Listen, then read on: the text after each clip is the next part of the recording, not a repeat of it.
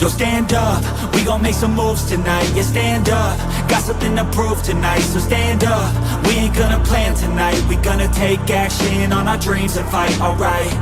We ain't gonna stall, never stop. We gon' make it all to the top. We ain't gonna plan tonight. We gonna take action on our dreams and fight, alright. Yeah, it's time to stand up, take control tonight. Spend too much time on the plan, it's right. It's time to execute now on your dream in life. Gotta fail fast, learn, try again and fight, alright. Pull the trigger, 6, 7 figures. Making that money from the drive that's in ya. Gold digger, making money quicker. Pain is good, make your skin a little thicker. It ain't luck, anyone that's at the top, no it ain't luck. It's a grind, it's a time since the day one.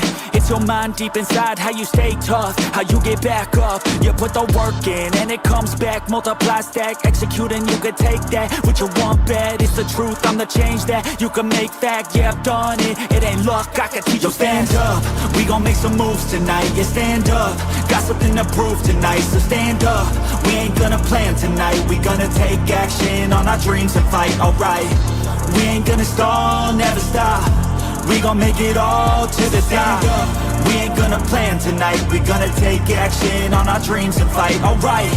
Hey, hey, hey. We gonna take action on our dreams and fight, alright.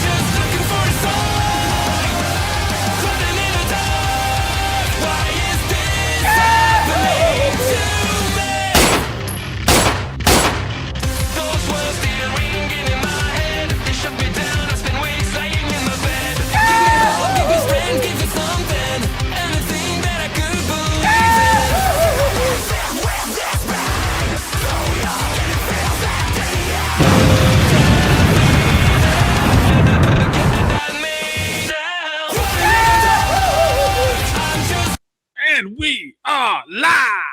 What's happening? What's happening? Nothing much. Just kind of chilling. Yeah. So I worked till 5, so I didn't have a chance to really do any research like today, like before. And as soon as I open it up, Corey Feldman's in the hospital. I'm like, oh, there we go. Perfect. That's what I'm talking about. So let me do what we do, and then we'll get into it. We are just characters in the days brand new scene.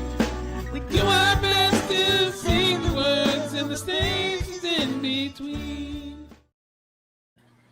So this dude just can't stay out of trouble either with his actions, with his mouth, or in the hospital. Always got something going on. I guess. Man, look at him. Yeah, exactly. Feldman is tending to his health. The Stand By Me actor's publicist confirms to USA Today that Feldman was hospitalized after experiencing a medical emergency while on a flight to Los Angeles June 15th. His rep sharing with the outlet that the 54-year-old was met by paramedics upon landing at LAX, adding that the Goonies star was admitted to a nearby hospital where he was advised to rest overnight while awaiting MRI results. E-News has So when I heard this, it's like, okay, what could be ailing the Goblin Ghoul? What could be happening with him? Let's see here. Exhaustion, because he might not be sleeping. That's very true. Dehydration, because he probably doesn't drink water. I'm not sure. So those are the two things that I was thinking of. I mean, he's a vegan, so he doesn't eat meat. So, but vegans can have sugar, so he might his blood sugar might be too high because even though he's vegan, he can have sugar. Doesn't make you stop from doing the The coca? Who knows? Reached out to a rep for Feldman That's true. for further comment, but has not heard back. The star was traveling to LA after attending a Stand By Me live tour stop in Chicago to celebrate the 40th anniversary of Rob Reiner's 1986 coming-of-age film. Though the June 14th event initially marked the end of the tour, Feldman announced that the positive fan turnout allowed him and former Stand By Me co-stars Jerry O'Connell and Will Wheaton to keep the celebration going. However, one day later, he said that the tour had indeed concluded. Okay, so just based off of that statement alone, they thought it was the last night, and they probably partied their ass off. And what does alcohol do? It dehydrates you. I mean, I'm glad that I didn't spend my money and waste my money to go see these dudes. I mean, just talk about an absolute clown show. I would do it for a goof, but that's just because I'm a goof.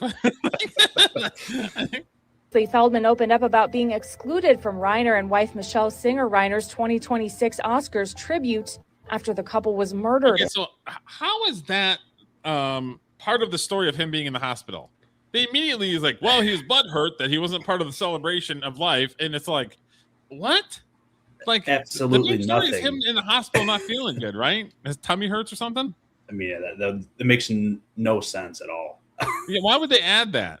In their home last December. He told Entertainment Weekly in an interview published March 27th, personally, it felt a little bit like a family reunion I wasn't invited to. Here's the thing, is they only use 2 actors per movie. So they didn't have, like, they literally, like, chose 2 actors per movie that he was there. Mm-hmm. Well, if Corey Feldman is not part of the 2, then I'm sure there's other people that got left out, too. It's not just Corey Feldman that got left out. I mean, celebrities are huge. Yeah, like, you can't bring every single person that might have had a run-in into one area. I mean, come on. Back when I was 8 years old, I worked on a movie, and right now I'm almost 60. So, what?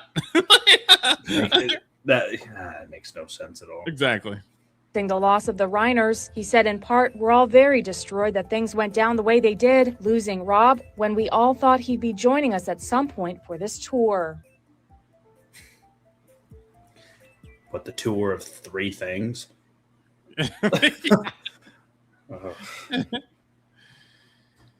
Okay, so Corey Feldman gives his on X. He gave a kind of a little bit of an update. He said, "Thank you all for the love, concern today. It was definitely scary. I'm here in the hospital. It's true, but I think I'll be okay. All signs look good as of now. Update you when I know more. However, today there was a big set of announcements that kind of got overshadowed." And he's plugging his new single. I knew this was going to happen. I knew. See, that's what's telling me that it's not as serious as everything's trying to be claiming. Why would you? Okay, I'm on my deathbed. I'm about to die, and you're just like, "Go check out my single, my new single that's out there." My guess is, like I said, he probably had too many drinks, or he was up late celebrating because it was sort of the last of the run. He woke up early as shit to grab a flight, and he probably felt lightheaded and dehydrated and the whole thing. Yeah, I mean, dude is literally in the hospital and decides to promote himself using the hospital. I mean, check out my new single. Has to be the most. He's such a douche. Like, he does nothing positive around here. Before I take my last breath, go check it out real quick. Give me that Spotify dollars. I mean, what in the? I don't know. So of course people have to simp, because if you don't simp for Corey on X, he blocks you, and I'll show you that I'm still blocked by him. Players for a new speedy recovery, Corey. Glad to see you had a nice time in Chicago. Looked like a fun event with a large turnout. Yo, Corey, I hope you do make it to Anaheim Expo, but if not, then we missed each other again. Damn it. Your health is more important, man. Stay strong. Oh, man. Like I know you can. Miss ya. Sending positive energy your way. Let's see. I was gonna say, see another child actor, but it doesn't say that. Glad to hear you're okay, Corey. Sending you lots of love and get well soon. Where do these people actively why do they actively stay in his life like this? I mean, I don't understand how someone who's so selfish gets this many people that cares about him. You got me, dude. It's one of those things where it's like, do people, they almost have to think it's in it, that there's something in it for them, right? To be like a number one cheerleader. Like if I do this, then somewhere down the line, I'm going to get what I want. Maybe I'll get a late comment from Corey Feldman.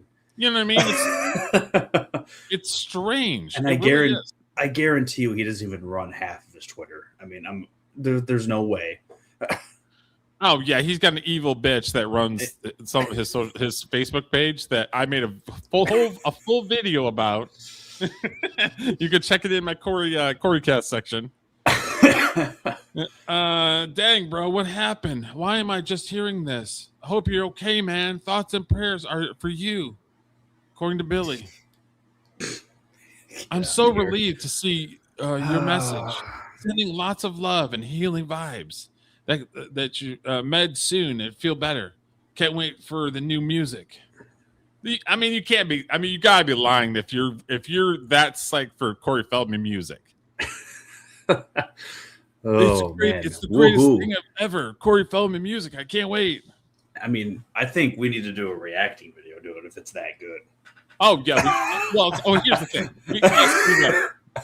Yes, we will. But okay, so you could talk about Corey Feldman, but you can't play his music unless you do something because they'll He strike will get you. He will get you. Oh, because he's got some bot that basically anytime that his music's played, yeah. Oh man. So my intro is got a fabulous voice that everybody recognizes on there. So it's I added my little juju to it. Glad you started feeling better. Goonies never die, man. I'm gonna have to say the only thing that I've ever thought that he was good in was partly the Goonies. He's just a total dweeb in anything. Here's the thing, though. Goonies is a fun movie. Oh, Stand By Me is a fun movie. But Corey Feldman is in an ensemble cast. He doesn't carry it on his own. Exactly. Anybody that's in the movie. Here's the thing. If you look at a Corey Feldman movie, when is he a standalone main character driving that movie to the top? Because name one. He's not big enough to be able to carry his own movie. He's not. I mean, look at Adrian Sky, his girlfriend. He put out her EP a few months back, and who watched it? Jim and them and the fans of Jim and them. They're the only people that listen to the fucking music. Yeah. So for him to say that all these people are pedo protectors, like he didn't name people specifically, but because I make fun of him, he fucking has a problem with me and banned me and blocked me. So if you don't kiss his ass in the fucking comments like these people are doing, he blocks you because he immediately thinks that you're fucking with him. You can be not fucking with him. I'll fuck with him, but like you can just be sincere, and he just because you're not kissing his ass, he blocks you.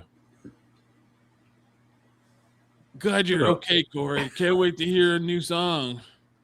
You know what I don't Millennium, baby. You know what I don't see in any of these though is like God bless or in your prayers. Like none of that's in any of this. It's all just a lot glad to hear you. I prayed for you or glad to hear. Yeah. I didn't hear what's happened, but are you okay? Some of these you could tell were bots because this is a very similar message than that was one that was up here. So you could tell some of them are fucking bots or just nonsense. You know what I mean? What the hell is that? I don't know. That is not Corey Feldman. Just letting you know, through, man. I'm gonna have a pantsless fucking ape. That is not Corey Feldman. Please take care, Corey Feldman. We'll be awaiting a new single. How exciting! It's not exciting. Congrats on your new beats. Take care of yourself, Corey. Why do you type in all caps? Goddamn annoying. You know, goddamn well, that's a Jim and them person right there.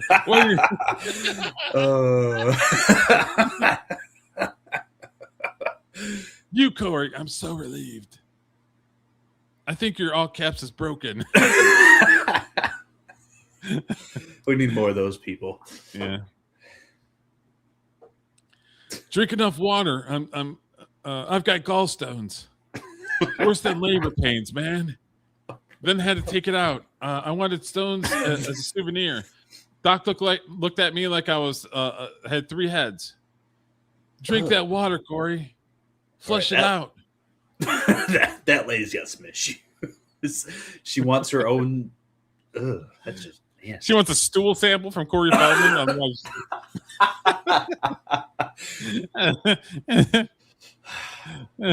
This is Goody survived that for every time. I'm glad you're giving you good care, Corey. Yeah, that's what I think. I think he was up late last night because that's the end of the run. They were getting together and blowing it out. He gets on the plane when you're not supposed to be getting on a plane hungover, Mr. Corey Feldman. You're not supposed to do that. And they didn't stop the plane or anything. He probably talked to the stewardess about having medical people like waiting for him or something. Yeah, most likely. Because if there would have been an emergency landing, we would have heard about it from other sources and more aviation styled things. What a shitty time, man. Hope you're through the worst, pal. Pain sucks. Yeah, it's just more people glomming. But yeah, that's our Corey Feldman's session. That good old he's having pains, man. But man. Unfortunately, he also got plugged too at the same time. So We are all just characters in the day's brand new scene. We do our best to sing the words and the stations in between. all right, so let's see here. Okay, so a few days ago, the Major League Baseball had a Pride event which actually I was at one without knowing.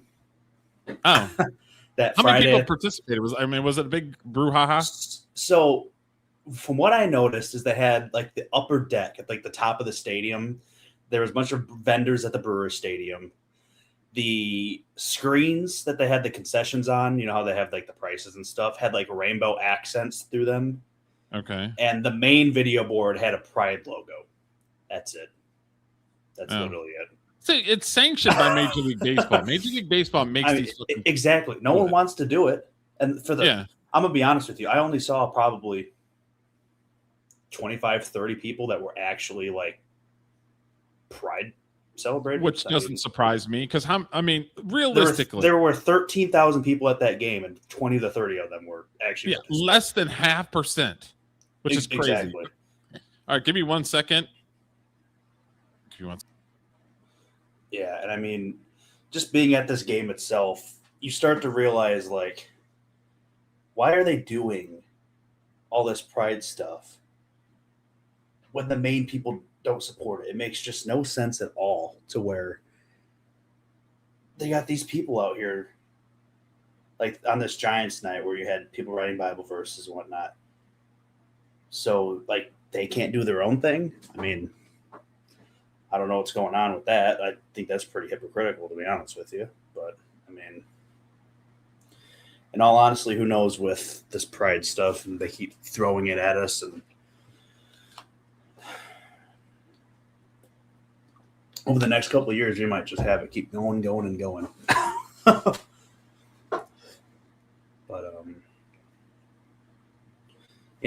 I just think it's funny that they had these Pride nights. They barely do anything for these Pride nights. Yes. So there was a handful of San Francisco Giants. I actually watched this game because it was against the Cubs, so I was actually watching it. Okay. And they put Bible verses on their hats. Yep. And of course, this guy has a problem with it. One night a year, we asked for the players to cheer for our children, and they couldn't even manage that. The fallout. Which is not correct because they have Pride fucking What? month. That's a lie. to cheer for our children. Yeah. That makes no sense whatsoever, because most of the people that I saw at a game itself were not children that were Pride people. They were old men. Yes. So I don't know where this guy's getting his information from. They're delusional because they're trying to make it like common practice. So they It's lie constantly. From what was to be a celebration of LGBTQ pride by the San Francisco Giants Friday is continuing. The Giants had special. Who is the majority of the people that are watching baseball? Men. Yep. Straight men, families. And I'm gonna tell you So one it's like thing. they're barking up the wrong tree with people that just don't. They're not pride people. Exactly. And when I was at this game for the Brewers Pride Night, the same day that this one was, the Brewers also did not wear anything with rainbow on it at all. They were in their Friday City Connect uniforms. I mean, who cares? Like straight up, who cares? If you want to order a hat with a rainbow, out and go said for it. it's Pride Night. If you guys want to wear a hat or something, go ahead and do it. It shouldn't be like, oh, this person didn't wear a hat and it's fucking crazy. It's bullshit. Yeah, We don't have them wearing crosses, do we? Do we have gay people wearing crosses because it's Jesus Day? I mean, no, we don't. I mean, pride caps, which most of its players. It's nothing but hypocrites that are trying to make normal out of stuff that's sinful, crazy, not normal. If you want to be gay, be gay. Who am I to tell you that you can't be gay? But to sit there and try to celebrate it and then chastise people for not celebrating, fuck off. Honestly, that's exactly how I feel too. War. These people don't want to be preached to, so don't preach to me about fucking LGBT. I mean, it's not that hard. It really isn't that hard. Mm-hmm. But pitcher Sam Hentges did not. And pitchers Landon Roop, JT Brubaker, and Ryan Walker inscribed Bible verses on those caps. Every time that Landon Roop or one of these players gets up on the mound, they're going to have to think, should I be cheering for this person? Because they won't cheer for me. And that's an experience that goes beyond a boycott. Who thinks that way? I don't think that way at all. Oh, man. Stop gayifying my fucking baseball. Period. In story. Stop putting fucking homo gay bullshit on my baseball. I'm going to cheer for someone if they're doing good compared to they're not doing good. If Shohei Ohtani did, say Shohei Ohtani put like a rainbow flag on every hat that he wore, am I going to sit there and not cheer for him if I'm a Dodgers fan because of that? No. He's the best player on my team and he wins me games. I mean, seriously, come on. It makes no sense to these people at all. Who thinks about that? Oh, Riley Green on the Tigers didn't do what I want him to do, so fuck him. No, I've never done that. I've never done that. Ever. What's up, Doc? That's an experience that's like, am I welcome here in this place? Arnie Johnson is a longtime Giants fan, the parent of 2 LGBTQ children, and a member of Rainbow Families Action, a group of parents and allies of trans and non-binary young people. To me, that is deeply offensive. Yeah, Doc, I grabbed the Tesla coil one. Yeah, we're going to talk about it. I got part of my group of videos. Thought it was pretty cool. And it's something that nobody in the Bay Area should tolerate. The Giants responded with a statement saying, in part, "We understand that the choices by individual players has caused pain and anger to many in the LGBTQ plus community, and we are sorry for that. Those choices do not change our organization's." Because this person isn't a Christian and I thought they were Christian, then I'm not going to root for them. I'm not going to, you know what, base is loaded and they come up and I'm just going to be like, you know what, fuck them. If they can't celebrate a Christian, that if they get a hit, I'm not going to cheer. Who thinks that way? I mean, who does? Straight up, I think what needs to happen is get rid of Pride Night first off. No one goes. It's such an obsolete night. It's retarded. Then you got these people infiltrating this sport that don't know anything about it to begin with. I mean, I guarantee you, this guy's children are going to grow up and not give a shit about baseball. I mean, correct. This guy might care a little bit about baseball, but I don't think he does, because the way he's framing it and the way that he's talking, Baseball fans don't think that way at all. End of story. No. I've been rocking my team and watching my team since I was like 5 years old. My wish for the Make-A-Wish Foundation when I was like 7 or 8 years old was go to Tiger Stadium and meet Detroit Tigers. That was my wish. I don't care what their religion is. I don't care what they do.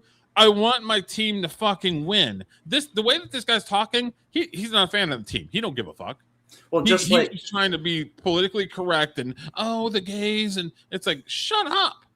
Honestly. I mean, yeah, it's to the point to where really the only reason that logic works is if a baseball player did like a sexual harassment.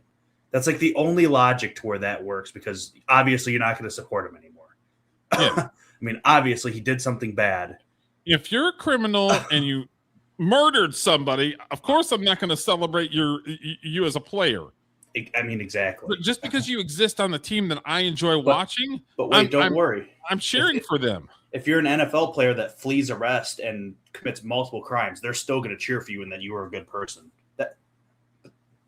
Apparently putting a Bible verse on your hat is way worse than that too. So I don't know anymore. Yeah. Commitment to inclusion, belonging, and creating a welcoming environment for all. Rainbow Family. So a welcoming environment is bending down to their bullshit. That's including them, right? I'm gonna be honest with you. If I'm at a baseball game and someone wearing like a tiny little scrawny top that's a buff dude comes and sits next to me, I don't really give a crap. We're all there for the same reason. We're rooting for the same team. Yeah. I'm not going to point you out for being gay. I mean, come on. Family's Action responded with several social media posts suggesting fans should take their business elsewhere to teams that support the LGBTQ community. These people don't watch sports. They don't do shit. They cry and whine. That's what they do. They cry and whine and spin false narratives that everybody needs to kiss their ass because they're gay. I'm sorry. Like, be gay. Get the fuck out of my way. End of story. Honestly, I think they're doing a favor not voting for the Giants anymore. To meet with families and members of the LGBT community and to promise to make substantial changes. Oh, this guy's asking way too much. Like, who the fuck is this guy? He doesn't watch the product at all. It's not even that. It's just he's spitting out stuff that just makes no sense. It makes no sense for you to be able to meet with every player on the team because someone put a Bible verse on their hat.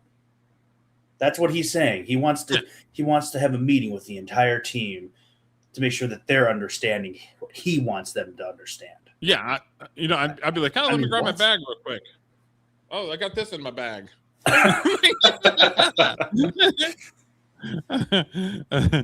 And then one of our favorite comedians responded to this calamity.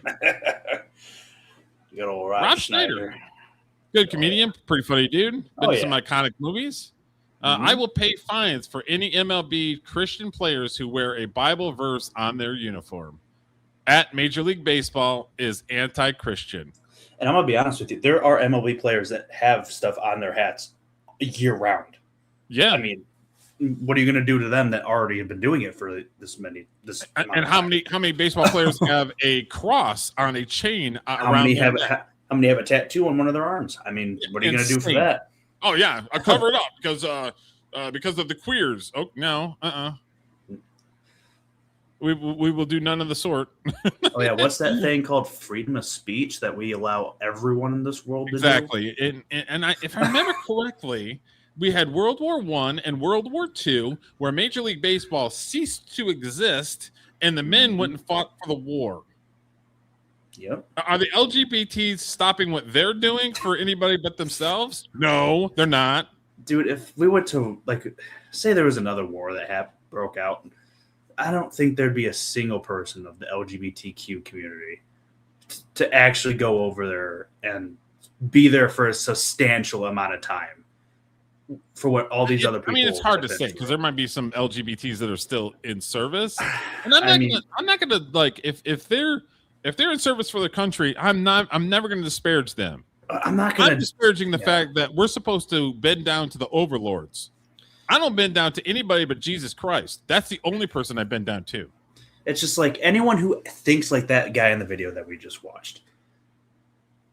There's no way in hell that they're going to have the big enough balls to go do anything that actually means to protect us.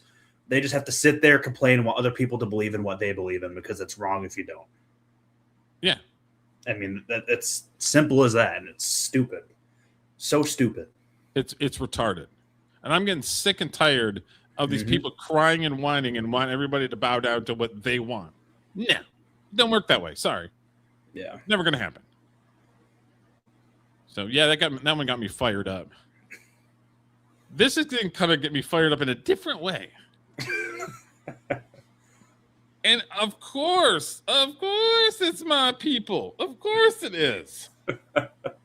Michigan people, I love Michigan people, but they ain't right in the head. There's some crazy stories that come out of Michigan. Okay, so just to give some context, Birmingham is a very rare, very, very rich area. It's got sports athletes. It's got well-known actors that are from Michigan live in Birmingham. Yeah, it's a rich place. They got steakhouses where you get $50 steak. Yeah, I mean, I'd compare to that to like Lake in the Hills, Illinois, to where all the Bears players. It's that place. Yep. Okay. So there's a guy that has a house and he rents the house for parties. Okay. And he also rents the swimming pool in the back of his house for swimming pool parties. But a lot of times, and I went through these sites, these rental sites for some of the stuff that I did with my movie, having to get certain locations for my movie. I'll go to these rental places and rent the place out for 4 hours or whatever it is. Okay. Oh yeah. So this is what happens when you have idiots that get involved in renting a pool. A weekend pool party in Birmingham got lots of attention from the police and now has some neighbors calling for new rules. Thank you so much for being here with us for the news at 6 o'clock. I'm Kimberly Gill. And I'm Damon Fernandez. Some folks in Birmingham say the party spilled out into the street and there was some rather adult behavior happening in view of children. Erica Erickson spoke with frustrated neighbors and also got the view of the owner of that home where it happened.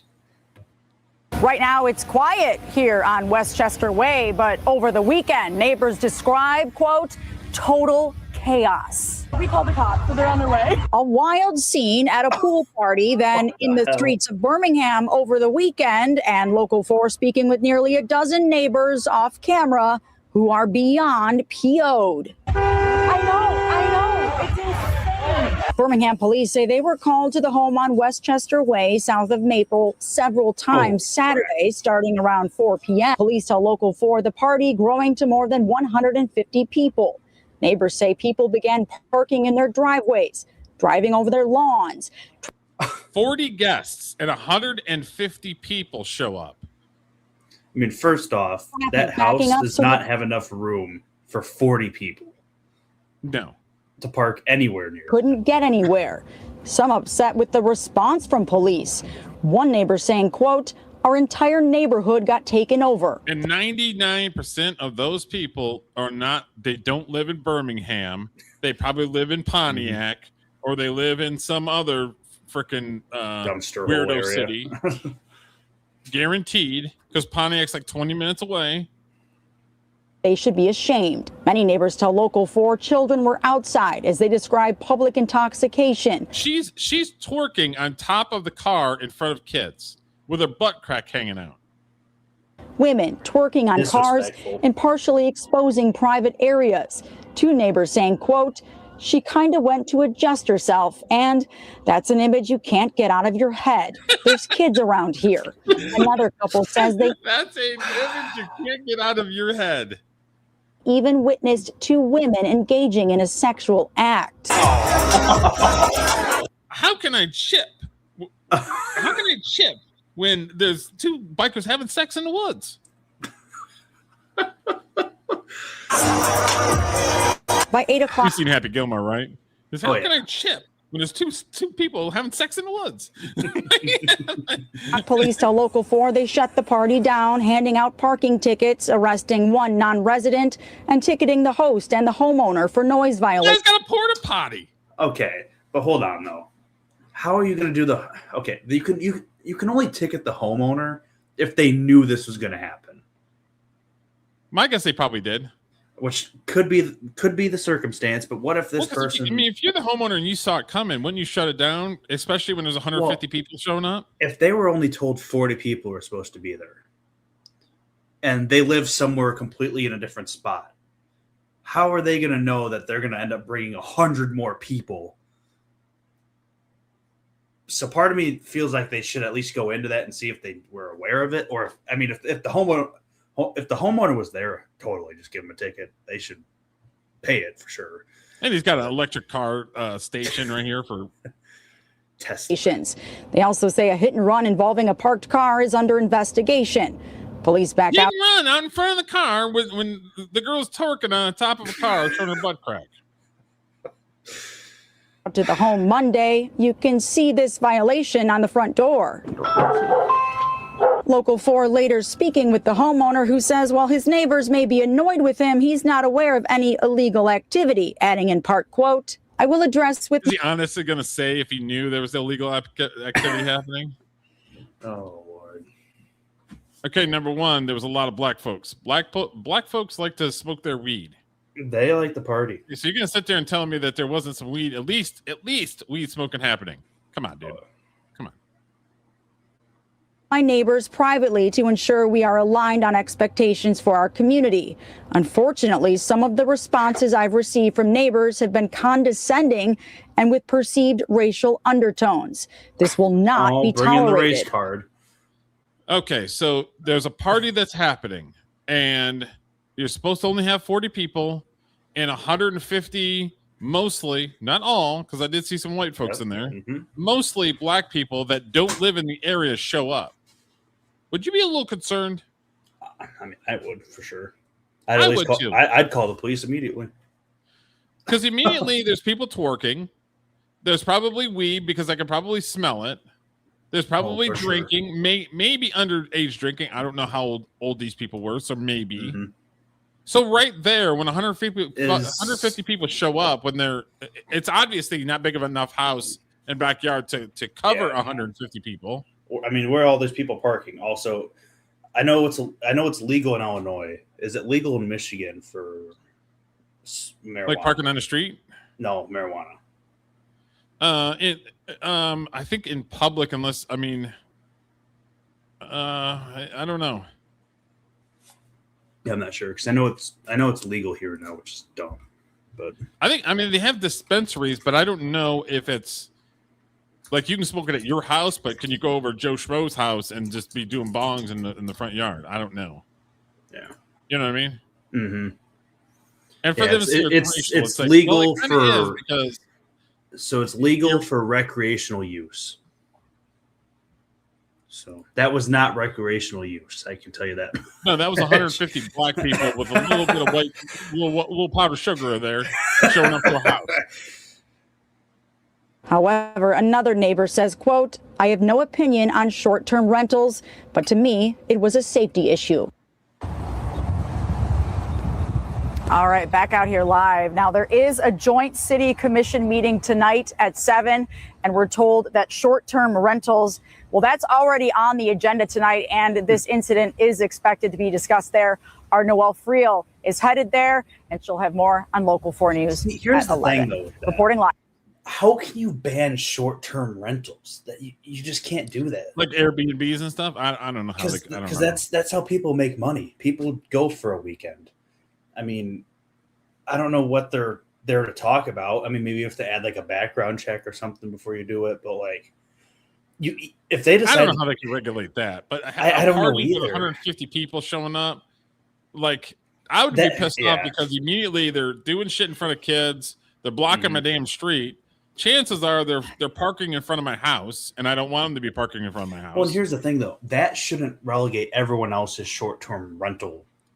And that has nothing to do with race. Exactly. It has everything to do with 150 people showing up to the house. It's like, I don't understand why I mean, yeah, they can talk about it, but it should be big parties on the agenda and not short-term rental on the agenda. Yeah. They need to make better laws about that instead of messing with other people's that probably don't have this issue ever. And if this dude that rented this house actually gave a shit, What he should have done is rented like a parking lot, had everybody park over at a parking lot, and then just take a shuttle bus to the house. Exactly. Well, he didn't give a shit. They obviously he have literally the money. just collected the money because they gave him the rental fee, and then he's like, "Oh, here you go." Yeah, because he obviously would have had the money if it's that rich part of town. So Yeah, it's on him. yeah. It's not a poor neighborhood at all. Mm-mm.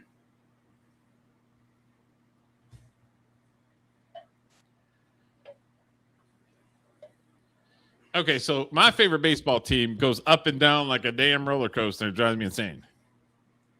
But one of the players, Cole Keith, who signed, he was the first one on the Tigers that signed one of those long-term deals that some of the young players are doing. Okay, yeah. So, of course, the Tiger fans, not me, but other Tiger fans who are retarded, immediately, if they sign a long-term contract and they're not doing the thing that fan wants them to do. Oh, they suck. Why are they on the team? And and all this other stuff.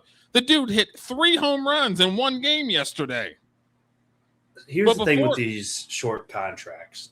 People don't understand the fact of giving a contract based off of not being proven, which I look at it as this guy is one of the best prospects in baseball. I'm securing him for the next 8 years. I don't have to give him a $20 million contract. I'm giving him an $8 million contract. That's correct.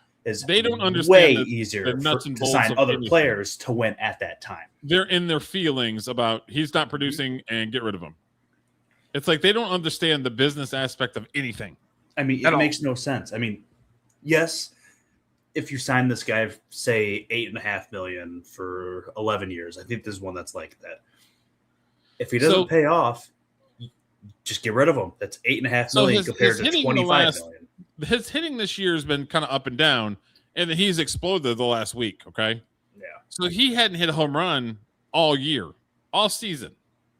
So he hits his first home run, and this is the response that his teammates give him.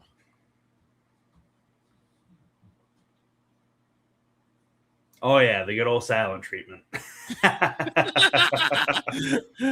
love where he's just like, there they go. That was great. He's all like, yeah, that's awesome. Silent treatment videos are funny because they're not expecting to not get a bunch of stuff thrown at them, so they get down there and like, oh, okay, yay for me. Okay, Doc had sent me this one. Doc was in the chat right here. Mm-hmm. And this is a Tesla coil operating as a speaker. Interesting. I thought this was the coolest. I've seen this, and I thought this was the coolest thing.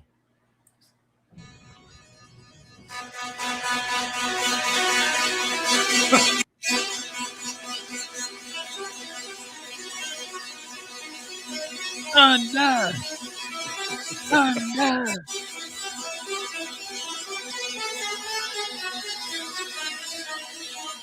I was lost in the rain. I mean, classic song. I mean, fantastic. That's freaking great. You know, this is one area of expertise I have not been able to be good at in my life is science. But anyone who understands science, I give them props to them because it is a whole other ballpark. Because there's so many rules and there's so many things that there's so much information, and half of it's like, well, what does this do? And some people discover something new like this. Great flames. Make music out of lightning and Tesla coils. What does this do? And there's so much that's not even explored. It's just insane.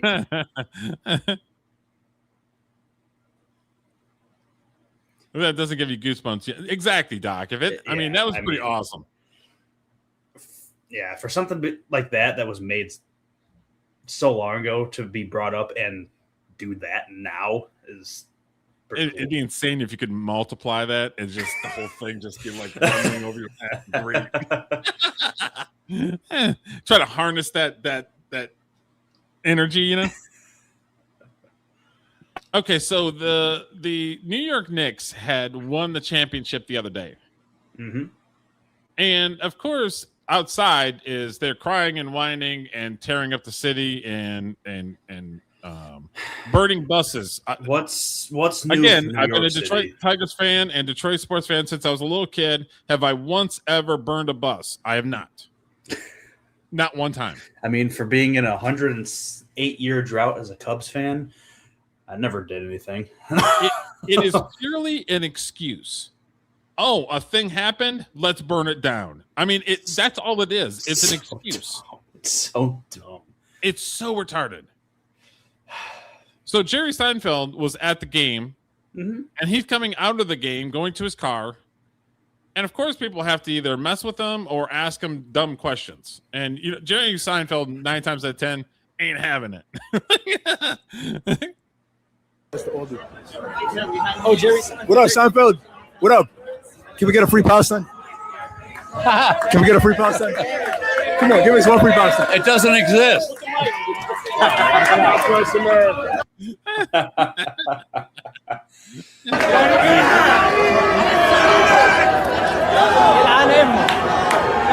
Okay, here's the dumb thing: is this guy is trying to get a reaction to somebody that don't ever do that, don't play games with that at all. Yeah. Is he that dumb that he's still going to waste his time? Knowing damn well that Jerry Seinfeld is literally either going to ignore you or he's going to say something witty to your face and then ignore you. I'm in full. Those are 2 options you get. I'm in full belief that if you're at a sports game or a concert, some of the biggest pastimes to where you go and you have fun. If there's a celebrity there, leave them alone.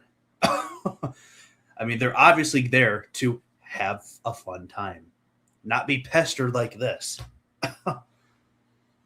Yeah, it's social media brain where he thinks he's doing something, and I'm gonna get a gotcha from Jerry Seinfeld. I don't think it's ever happened. He don't do the gotcha. He literally ignores you or says something witty and then ignores you. I mean, that's pretty much what he does. That whole Palestine thing is another joke on its own. It's a joke. It is a joke.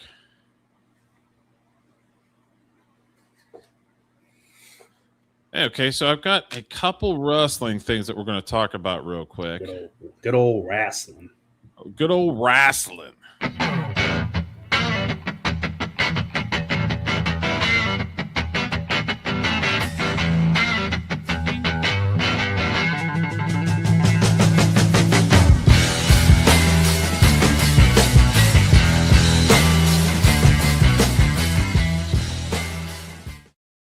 All right. So this is Teddy Long, player. Oh yeah. So Teddy Long was yeah. Teddy Long has been in the wrestling business probably longer than we've been. I know he's been along than you've been around, possibly me. Long time. He's been there. He was a manager. He was a referee. He was building the rings before and after, like the events. Like he has done everything under the sun when it comes to the wrestling business. So when Teddy Long speaks, you better listen. Got a lot of talent out there now, and some guys are doing great and some guys are not. And it's based on the creative people, the people that are in charge of what you do out on that TV. That's how your career. How your career is based. You can go out there and you can do something one night and it will kill you. That'll kill your whole career. And they know how to do that to people, So a lot of guys that are in charge, they don't do it because you can do the job. They'll mess with you because they got the power. They know that they can. So, it's changing a little bit now, but I think what we got to do, we got to get Vince back, so we can do this thing right and, and get the fans back on board, man. So, like I said, my legacy is just thank God for everything I've done, and I hope I can give some advice and pass some knowledge along to some of the young guys that are trying to break in. I hope I can help them, to be successful. Interesting how they called Vince McMahon everything under the sun, including a racist, but yet Teddy Long, who is a black man, wants Vince McMahon to retake over the WWE. Interesting how that works, huh? Have you watched any recent wrestling? It's I haven't watched full shows, but I watched clips. It's fucking terrible. The only thing that I ever see come out of a wrestling news is when Brock Lesnar does something, or when one of the 30 different Samoan dudes they have on that show now do something or mess up. That's basically all WWE is the Samoan Super Show. Because they got to get everyone that's related to The Rock and Roman Reigns and give them a chance and push them. And they suck. That's why they just fired the one of them. Samoan Super Show. That's pretty funny. I honestly believe that's what it is. It's not good. And this might be a hot take. I agree with him. Vince McMahon might have been an asshole, but he's our asshole. I'm gonna be honest. If you look, he made tough decisions, and what he did was successful. If you look at when he stopped and everything got sold, the gradual decline in how everything was, the atmosphere, being able to get away with things behind stage, it all shit the bed. I mean, you lost one guy and you lost everything. I mean, people don't watch it because it's owned by TKO now. TKO is garbage. Yeah, it's kind of like Disneyland. It's kind of like Disney World of Wrestling, where it's like it's a big production, it's a big show, but the substance isn't there. It's just kind of like whatever. I mean, if you go to Raw now and the average, so it's a 3-hour show. There is about 2 hours of just straight up talking now.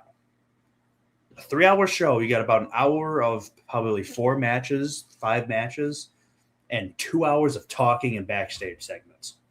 What in the world am I paying for to where I want to pay $150 for nosebleeds to go watch people talk on a stage for 2 hours? It makes no sense. Yeah, it makes no sense. When I used to go back in the day, you had for SmackDown when I went, you got 2-hour show. An hour and a half of that was wrestling. You had 30 minutes of maybe like a backstage interview of entrances. I mean, they were going. And the stuff in the back was probably pre-taped already, and then somebody would walk up on the stage or they walk in the ring and do like a promo or whatever. Yep. AEW is going to be here next week or the week after. I was thinking about going, but then I checked tickets and they were kind of expensive, and I'm like, do I really want to spend $150 just to possibly see a good show? And then you don't know. A couple of years ago when AEW first came out and Cody was there, I went to AEW show and it was awesome. It was awesome. I bet. But it's just like at this point, like I don't know. It's like I don't want to spend $150 just to be like, well, that was shit. That's the thing. You don't know who's going to be there. So you could go to a Raw and you could have Brock Lesnar, The Rock, Roman Reigns, everyone be there. Then you could go to next week's and it'd be, CM Punk did a talking segment with The Miz. There was one Jey Uso versus Jimmy Uso. Ooh. Ooh, watch out. Oh, I'm blown away right now. This is me being blown away. I mean, put them back as a tag team and make them do what they were good at. Stop making them solo artists. That's another story for another time. But yeah. So I'd seen this so Rhea Ripley revealed during a live stream that someone found her personal phone number and texted her after they couldn't get tickets to a SmackDown. She also spoke about fans crossing the line by showing up at her home, saying that there is no privacy anywhere. There isn't. Sometimes people might take it. It's scary. I get scared. Yeah. Well, the problem is you have your wrestling life that's in front of the camera. Okay. Mm-hmm. Then some of these guys, and I don't know how much social media that Rhea Ripley does. I don't know. I'm not sure. But there's some of these people that do social media just as much as they do their wrestling stuff. Mm-hmm. So you've got weirdos that are going to think that they have access because you're friends with them on social media and you might have said hi to them and they responded with a hi or something. Yeah. So it's like because you've got a lot of faceless people that you don't know who they are. And it's like there's a lot of websites that are on the interwebs that will basically pull up people's personal information if you spend enough money to do it. It's everywhere. Can we take a second and talk about how Rhea Ripley looks exactly like Marilyn Manson right here? It's weird because every time I see her, she looks different. You know what I mean? Like in the ring, she looks different all the time. Backstage, she looks different all the time. She's chilling at the house, she looks different. Get the beautiful people singing up in here. Yeah, no shit. Do you ever get scared? All the time, especially when people rock up to my fucking house Yeah. and text me on my actual mobile phone. How do they find that? Oh, don't say that actually. I won't say how, but someone found my phone number and they texted me the other day, wanting me to see them because they couldn't buy tickets to SmackDown. Yeah, that's a really good idea. I'm sure you really liked it. I guarantee you they bought the information, found what her real name was, and then they bought a list of people with that same name and then just reached out to everybody. There's psychopaths out there. So there is. A text message. Do you reckon in their head they go, oh, I'm gonna text her, and then she's gonna be like, oh my god, thanks for reaching out. Like, yeah, let me get you the tickets. Again, it's not just her. They probably found what her real name was and then messaged everybody with that same name. Guaranteed. Because there's no way that they would know specifically unless they were like at her front door. Yeah, and there's people that do that, and that's the crazy part about this. There's losers out there. There is.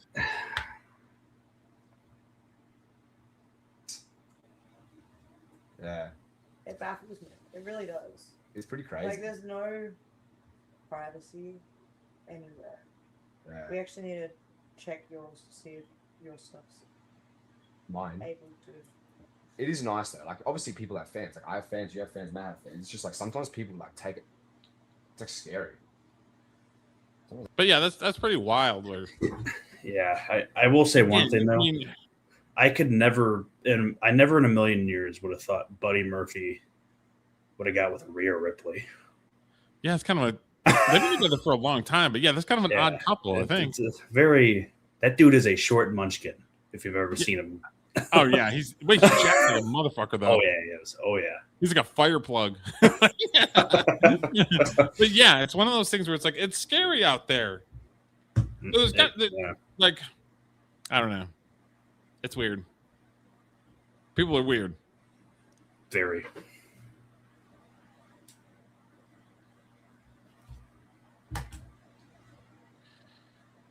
Okay, and this last wrestling thing is okay. So this is going to be sort of like a catch-up video, and then there was an update today regarding it. So, Liv Morgan, who's a WWE wrestler, had a stalker, and there's some videos in this one that is pointing him out being the stalker, and then there was an update about it. So we'll watch this.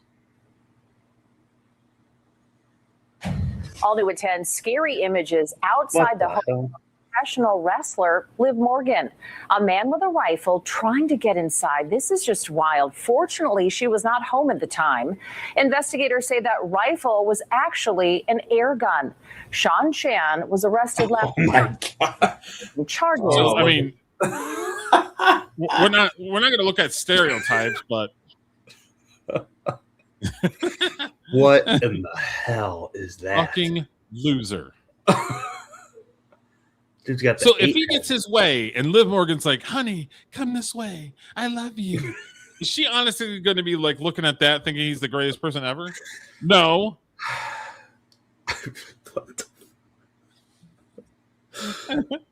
In Pasco County. Fox 35's Hannah McKenzie's live outside the WWE Performance Center. Hannah, the suspect flew all the way from Canada to Orlando and then drove to her home. Marley said that's exactly right. And according to federal documents, he made the trip on the very same day he received his passport. When he arrived at MCO, he told agents at U.S. Customs that he was staying here at the... Oh, here's my passport. On an airplane, like immediately. Fucking loser. The WWE training facility, which isn't even an option. Instead, a few days later, he headed 2 hours away from here to the home of WWE wrestler Liv Morgan. A BB gun, a backpack, and an attempted break-in. Pasco County Sheriff's deputies say this is Sean Chan, the 41-year-old showing up to WWE superstar Liv Morgan's Pasco County home on May 31st. Her surveillance cameras caught him circling the house twice. The BB gun isn't even Chan's. Deputies say it was on Morgan's front porch. According to documents, Chan tried to get into the home and even appeared to look for a spare key under the doormat. He stayed there for more than 2 hours, leaving behind a handwritten note. It's me, Sean, the guy you all hang out with on FF2 online, he writes. You all disrespected, exploited, and invaded my privacy on a daily basis. I came here to pay just a friendly visit, nothing more. Yet I'm the one who looks like a stalker. Thanks to all of you. I mean,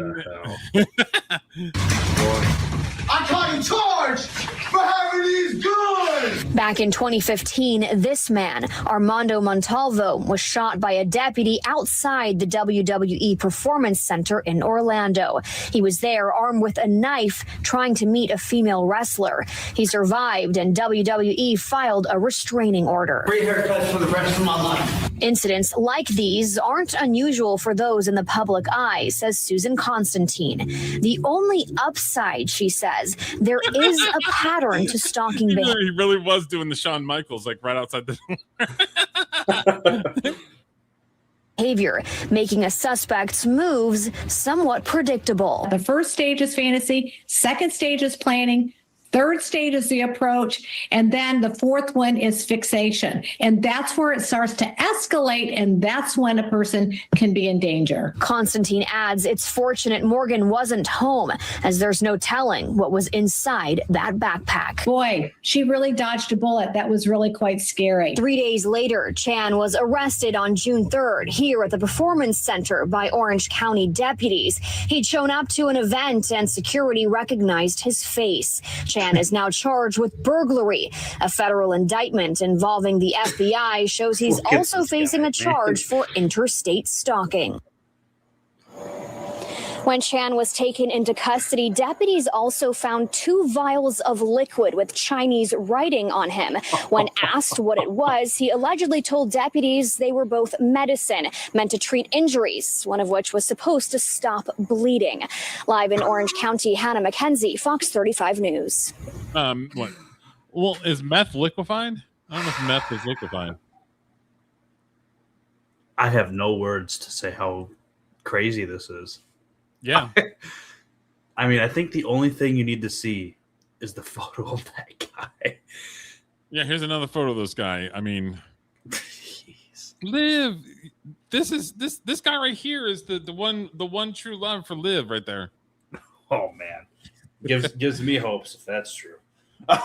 Stalker in Liv Morgan case found not guilty by reason of insanity.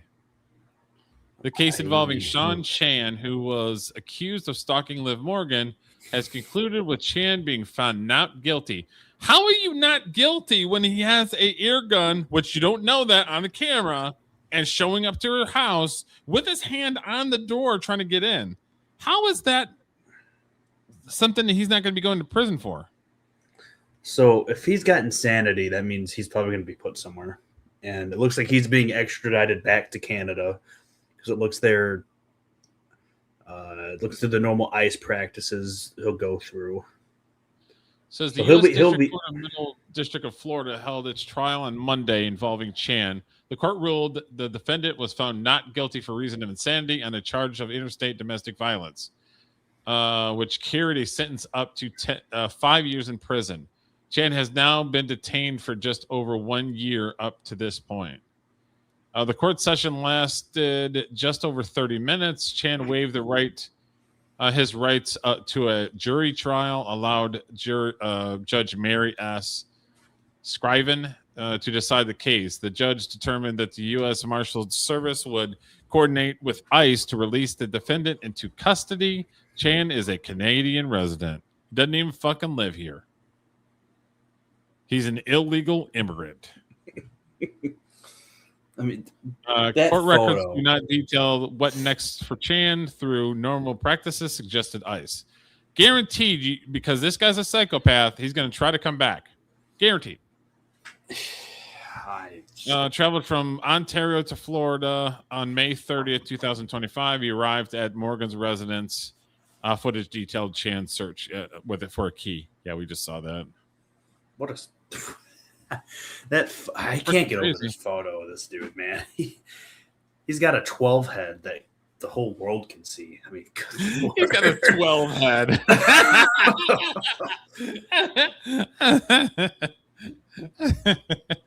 He's got a 12 head. I want whatever this guy's got. Oh man. Fucking weird, huh? Weird. Psychopath. Yeah. Let me.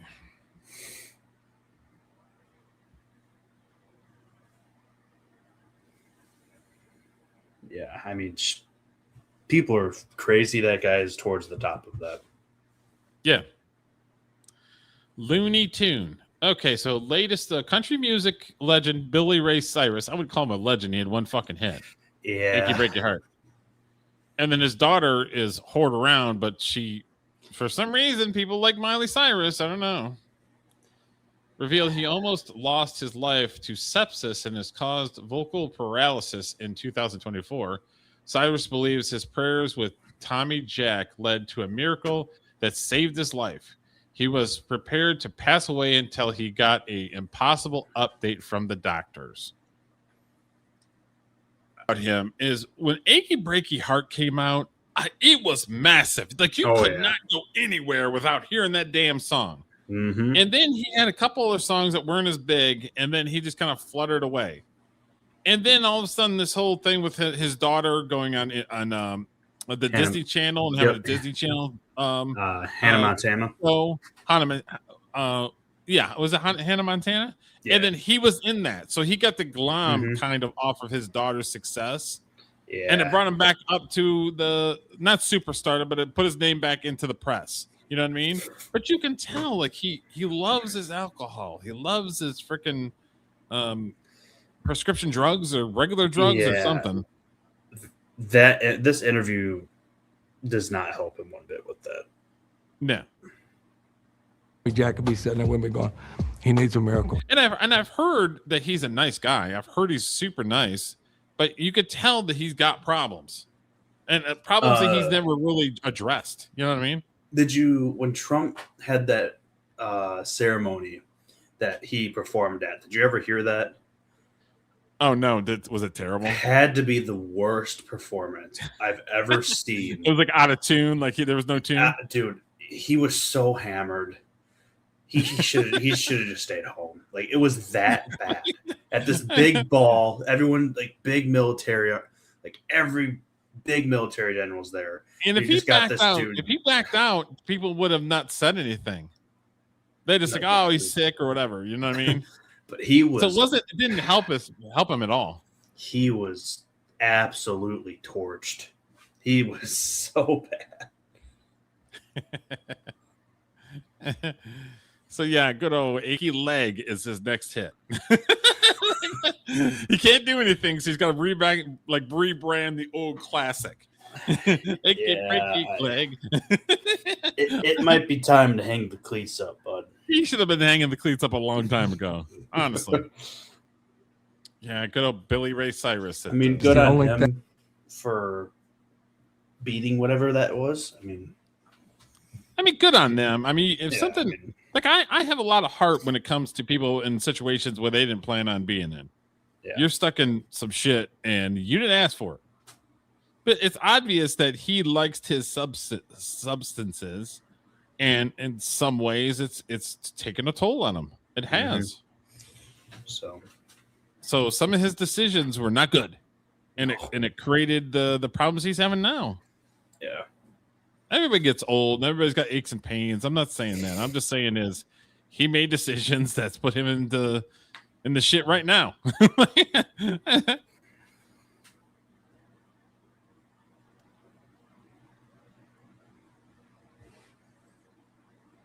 Okay, so everybody's friend Bill Gates, who is the proprietor of Microsoft and all things Microsoft, Don't worry, he loves he's his ticks.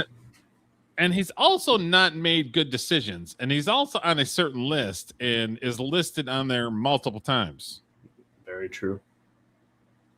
So he is at the White House. And people are asking him questions. And we'll see what Bill Gates has to say.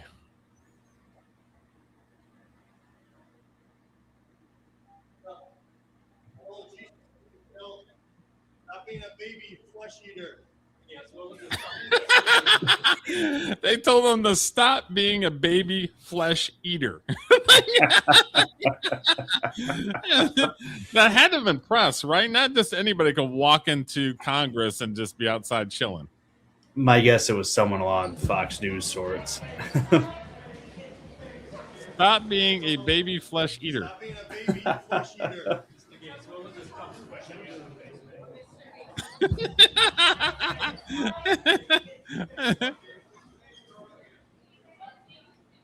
I mean, is he wrong though? Is he wrong? He didn't say no. He didn't say no. He didn't deny it. He's got so many issues wrong with him. It's just, and somehow he just gets out of it squeaky clean every single time. Every time. Mm-hmm.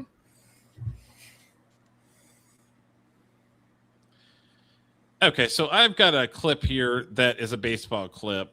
I've seen it, and some of these umpires are just getting out of hand.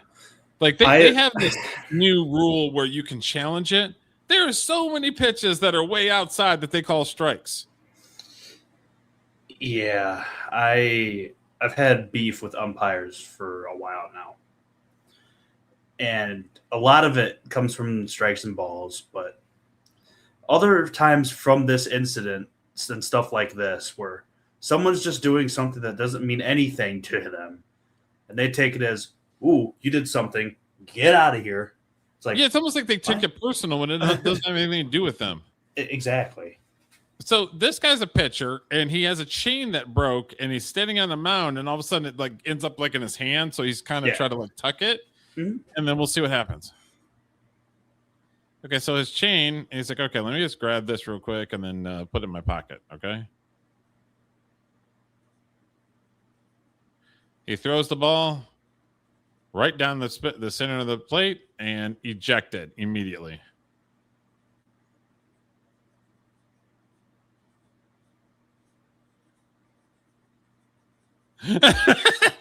Me? What?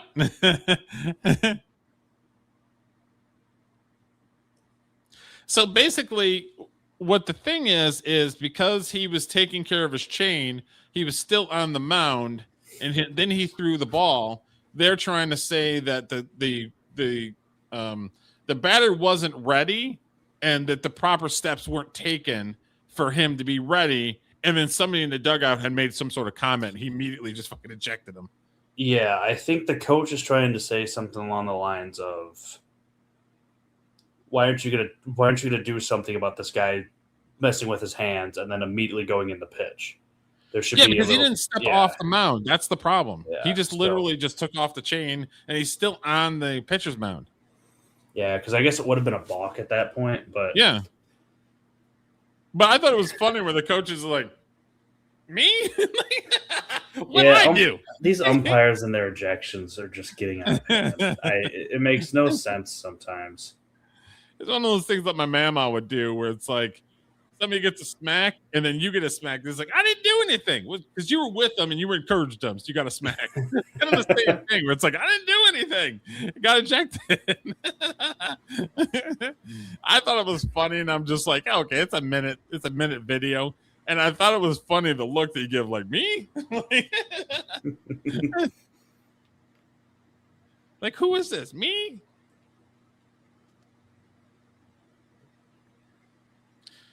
All right, you ever watch The Office? Reruns of The Office? Here's the thing with The Office. I'm going to get a lot of hate for this. I've seen clips, many of clips. I've never seen a lot of memes of it, for sure. I've never seen the show. Really? Mm-mm. I want to say probably the last season and a half was not good, but the first 5 seasons are great. So Rainn Wilson, I always thought that Rainn Wilson was kind of a liberal. So I thought it was interesting that he was on Fox News Digital, and I'm just like, huh? Interesting. Interesting. So we'll see what Rainn Wilson from The Office says. And he's been in other things, but The Office has been by far his main. That is his main definitely his gig. main thing. Yeah. I do feel like you couldn't make The Office today. I think that would be too hard to be as politically incorrect as the show was. I think there has been a bias in the media towards more what we call liberal policies. They're willing to overlook the Plattner Nazi tattoo, but if it was someone from the other side that had a tattoo that was questionable, they would be all over MSNBC about it. So it's the hypocrisy that gets me the most. It's the hypocrisy of like both sides need to have kind of equal standards of behavior. I do feel like you couldn't make The Office today. I think that would. I like that. It's he's totally true. true. True. Oh yeah. I mean, I do also believe that you could not make The Office today. Just as like I went to see a movie the other day, and I'm thinking to myself, why is it that movies released nowadays are only like prequels and sequels? There's never like good brand new movies that like. Well, that's the studios not wanting to take a chance on anything new, and then they're doing it just so that they can rotate their IP for the fucking movie. Well, and that's the thing. It's like if they were to try to make The Office like something else designed just like it, people aren't going to watch it because they have The Office to watch. Here's the thing: there was nothing that was completely crazy on The Office. There wasn't. Like one of my favorite episodes of The Office is the one where they're doing like a safety training, and they have like a coach come in to teach them CPR, and then they just start going crazy with the freaking doll, and it's just mayhem. That's one of the greatest episodes of The Office. But there's nothing that somebody's going to be like, that's racist. Like, it's a doll. It's a fucking doll that you learn CPR on. Yeah. I just think people want original, like, stuff that's already been made. That's what they want. They don't want anything new. They can't accept anything new. And I think that's the big problem nowadays is that it's very the same hard. people that are having problem accepting stuff aren't watching it. Well, exactly. And that's the thing. It's crying and whining. They could never make a movie like I'd say something like Mission Impossible. If they wanted to make something action related like that, it would never succeed nowadays. Just because people will only watch Mission Impossible and they would not want to watch whatever that new thing is to try and go to something new. And it baffles me why people don't do this and they're stuck on the old. Let some new into your life for once. I don't know. I'm kind of stuck on the old. Well, Our I am show's all too. about the old. I am too, but I branch out and watch new stuff too. So yeah, that's a interesting take because maybe he's more of a traditional liberal and he just doesn't like all the craziness that's happening right now. So good on him that he can cross over to Fox News and at least give some sort of equality answer. Yeah, exactly. So good on him. So hail The Office. Office is still iconic. I mean, it's such a great show. Except for like I said, the last season was terrible, but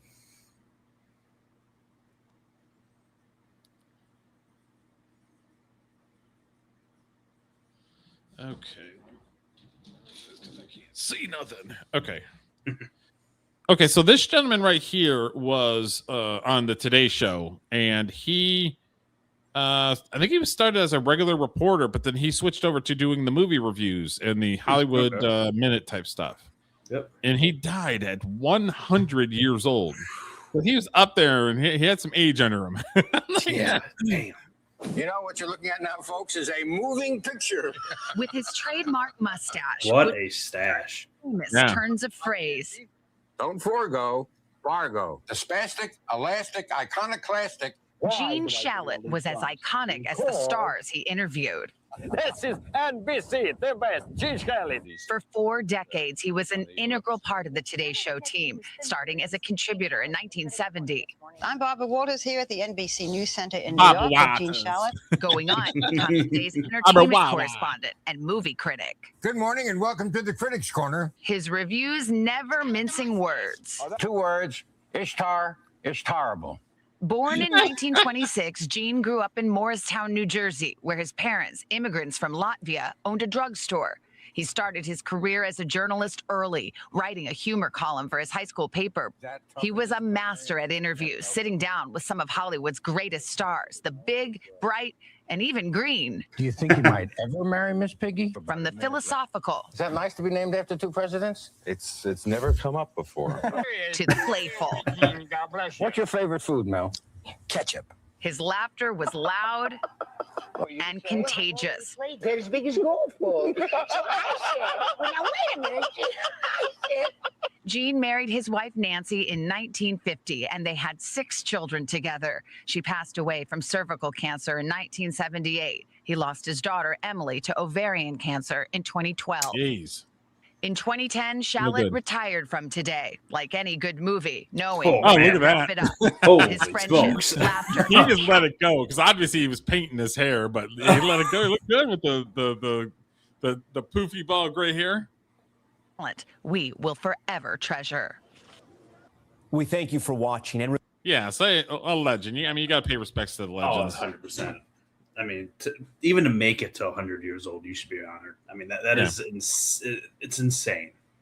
But he was on Today's Show when you had a 500-pound TV and everybody huddled around it watching the news or watching a movie that came on at 8:00 or whatever it was, or your favorite TV shows. I mean, he was very popular during those times. You know what I mean?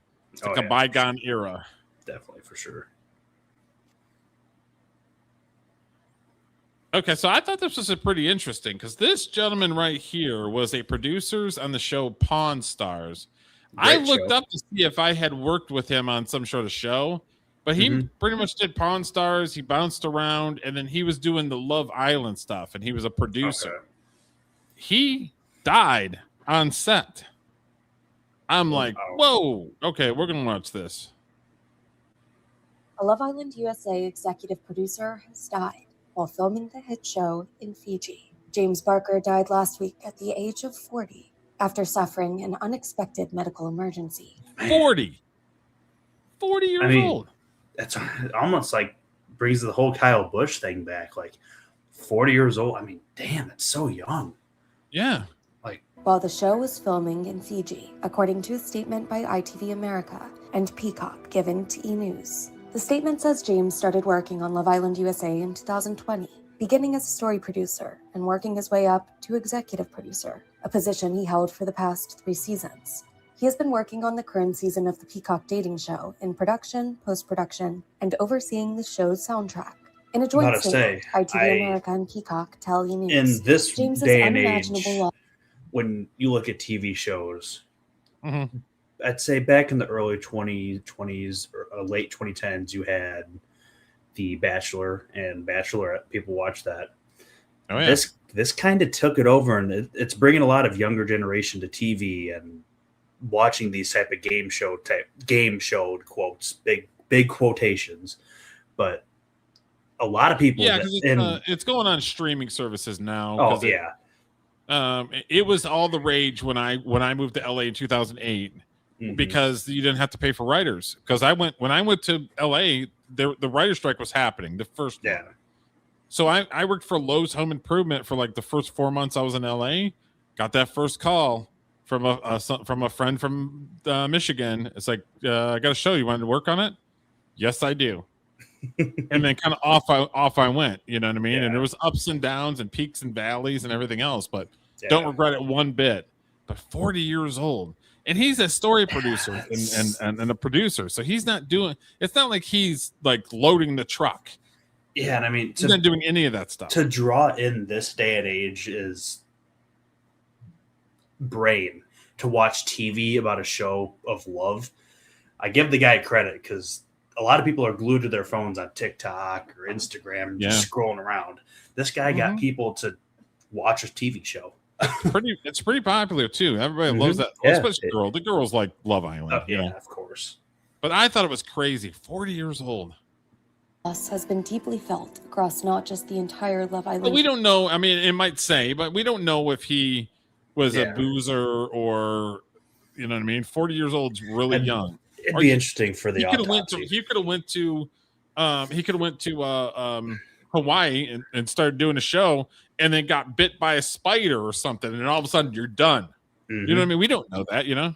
Yeah. USA production, but throughout all of ITV and Peacock, he was a beloved and greatly valued member of our collective family, whose kindness, talent, and dedication left an indelible mark on all of us and everyone who had the privilege of knowing and working with him. We extend our heartfelt condolences to James's partner, family, friends, and colleagues. According to the network, ITV America and Peacock will honor James in Tuesday's episode of Love Island USA.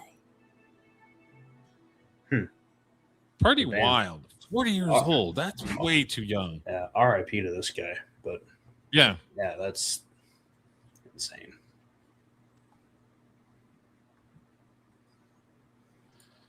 Okay, so little bit of context. This is Tom Izzo. He is the iconic coach of the Michigan State basketball team and has been for decades. Oh yeah, big time. If he says something, it moves mountains, especially in Michigan State. So the last few seasons, they will hire somebody that's an athletic director, or they'll have this or that, and either the person leaves and goes somewhere else, or there's sexual allegations, or there's just partying and this person decides that they're going to quit, or they broke the law. Like it seems like there's always something. And Tom Izzo in this interview, basically, yeah, I don't want to spoil it, but he lays the law. We'll just say. The senior member and for a basketball coach to have that much cachet that people like listen to him, you know what I mean? Yeah, that's pretty good. Well, I'll be very honest with you, which I've always been. I can't stand what's going on, and I'm not going to over talk about it now, but I am in the very near future. I've had it. This is self-inflicted. We just lost the best president who may have ever been here, maybe one of the best. And there's other dominoes that get affected when things go wrong like that. I'm very upset about it, and I'm sick of it. And I'll go into why when I decide to say something in the near future. How's that? I'm not going to do it right now. Well, and it's got to be difficult for every sport that's related to college sports, because you have the NIL. People could just leave whatever the fuck they want to after the year. So it's like you can't have camaraderie between the players because people are in and out constantly. That's got to be annoying. And then you've got presidents and different positions at a school that for sports or athletics or whatever, and they're going after like a year, they're going somewhere else or whatever. Somebody offers them more money or something. Like there's no respect for the program when this guy has literally been with Michigan State for decades. You know what I mean? Yeah, and I mean to bounce to this many different people is kind of insane when they're the people that get you to each game, set up big games, set up you to succeed basically, and you have to basically be between 10 different people because you can't keep one, and who knows what one's going to do compared to the other, leave behind compared to this guy. I mean, it's a whole bunch of shambles that shouldn't be happening, but for some reason are. Okay, so it says Jay Batt was announced as Michigan State's Vice President and Director of Athletics June 2nd, 2025. The appointment was formally approved by the MSU Board of Trustees, which Tom Izzo is part of. He's on the board. Mm-hmm. As Bat officially became the 21st director of the athletics in the Michigan State history. And is he the one that left? I think so. Yep. 3 potential candidates MSU should consider to replace Jay Bat. The guy was there literally a year. Like almost like literally like 1 year. How can you have camaraderie and how can you have some sort of cohesion? Whatever program, and I'm not a Michigan State guy. I've got maize and blue going through my veins. I'm a Michigan person, but it's kind of sad that programs don't at least get some sort of regular people that are in there, because it's got to affect the drafting. It's got to affect the recruiting. It's got to affect everything. You know what I mean? Oh yeah, definitely. I mean, the person above him is basically who runs everything except for the basketball team. It's not this guy's job to go out and get the University of Illinois to play Michigan State University. It's that person's job to do that. I mean, yes, it's him to get his team ready to play or to play in the Final Four or the Sweet 16 or whatever. Exactly. It is, you know what I mean? Mm-hmm. Yep. But I think 600,000 living alums better start rallying together. If there's ever a time that we need to rally together, it's now. And that's all 600,000. Any Tom Izzo. I'm not an alum. I'm like Greg Williams or like maybe you're a football coach. I'm a very invested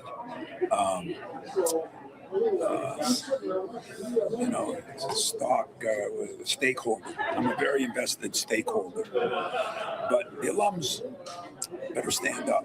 That's what I'm saying. So I'm going to ask the alums to stand up, because what happened with our president is ridiculous. And he said it. We know the reasons. And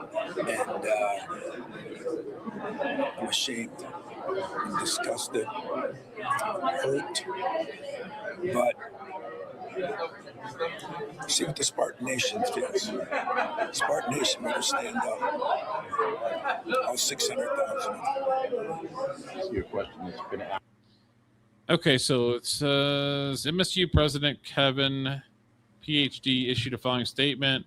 I appreciate the energy, innovation that Jay Bat brought to Spartan Athletics over the past year.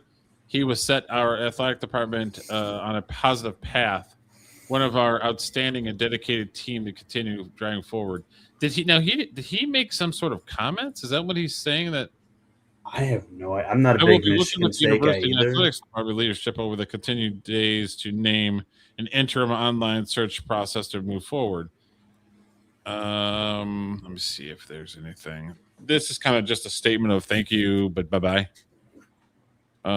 His name is what? Jay Bat? Yeah, I believe so.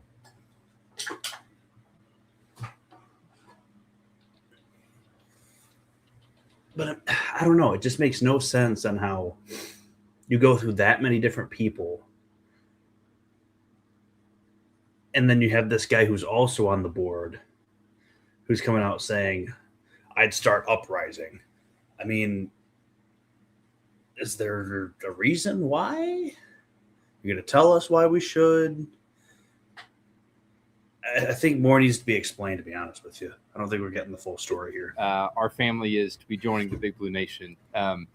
This is an incredible place, as you all know, and we're so excited to join. So I was reading that he had jumped from Michigan State to University of Kentucky, but I don't know if it was like bad blood between it or he literally is just like, bye, they give me more money. You know what I mean? I mean, yeah. Honestly, if they give more money, I'd go there too. The UK Athletics family. Those are piercing words to Spartan Nation. Jay Bat lasted 1 year and 13 days at MSU, and now he sees the grass is not greener but bluer on the Kentucky side of the fence. Introduced today in Lexington Bat gets a 6-year contract with the Wildcats. His main role there, as was the case here, will be fundraising. This move comes just 2 weeks after the man who hired Bat here stepped down as president at MSU. Though Kevin Guskowitz remains on the job here indefinitely, Guskowitz took the job as the president at Clemson. This seems to me to be unprecedented. A president and AD leaving 2 weeks apart to different schools. One prominent Spartan coach doesn't like this one bit. It's a double whammy, isn't it? Yeah, that's really interesting.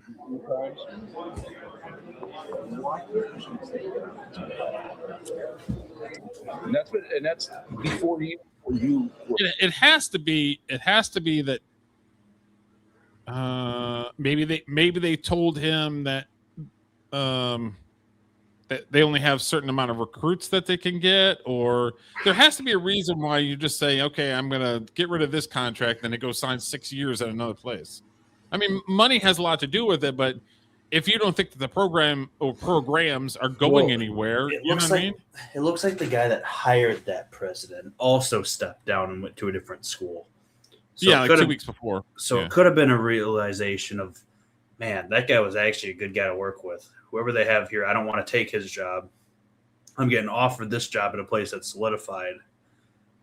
Maybe I just. So they must have said that they must have told him that he wasn't even in the running for the upper job or whatever. That could be the case too. I mean, so he's like, screw you, I'll just go. I'll put my name somewhere else, and then bam, he just moved.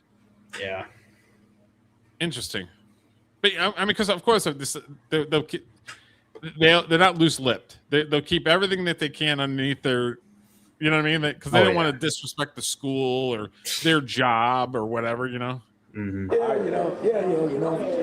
Michigan hasn't had it so easy. You're right. Neither is Wayne State. Maybe it's, I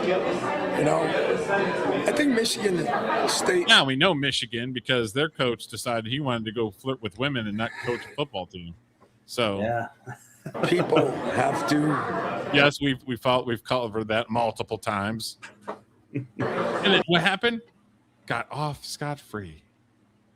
He's crying like a bitch on video or on recording, saying that he wants to do something to himself because he got rejected, and nothing happened to him.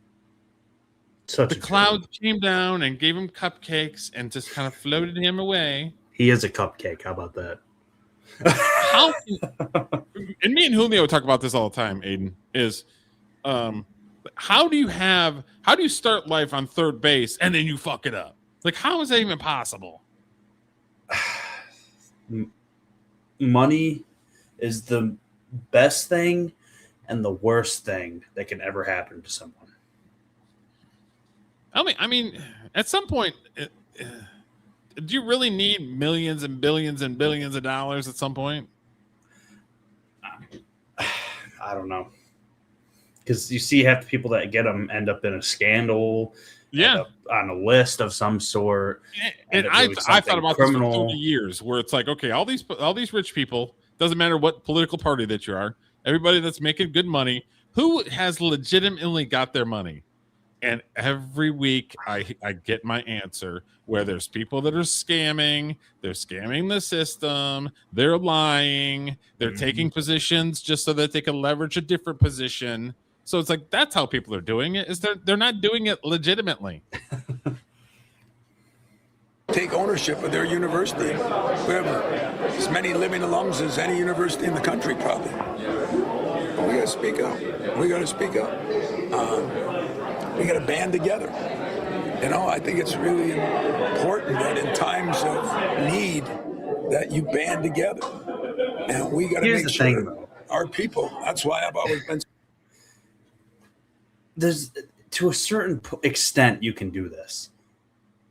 If I go back to my school after I graduate and try to cause a revolt against the chancellor, nothing's going to happen. The dude gets paid $400,000 a year.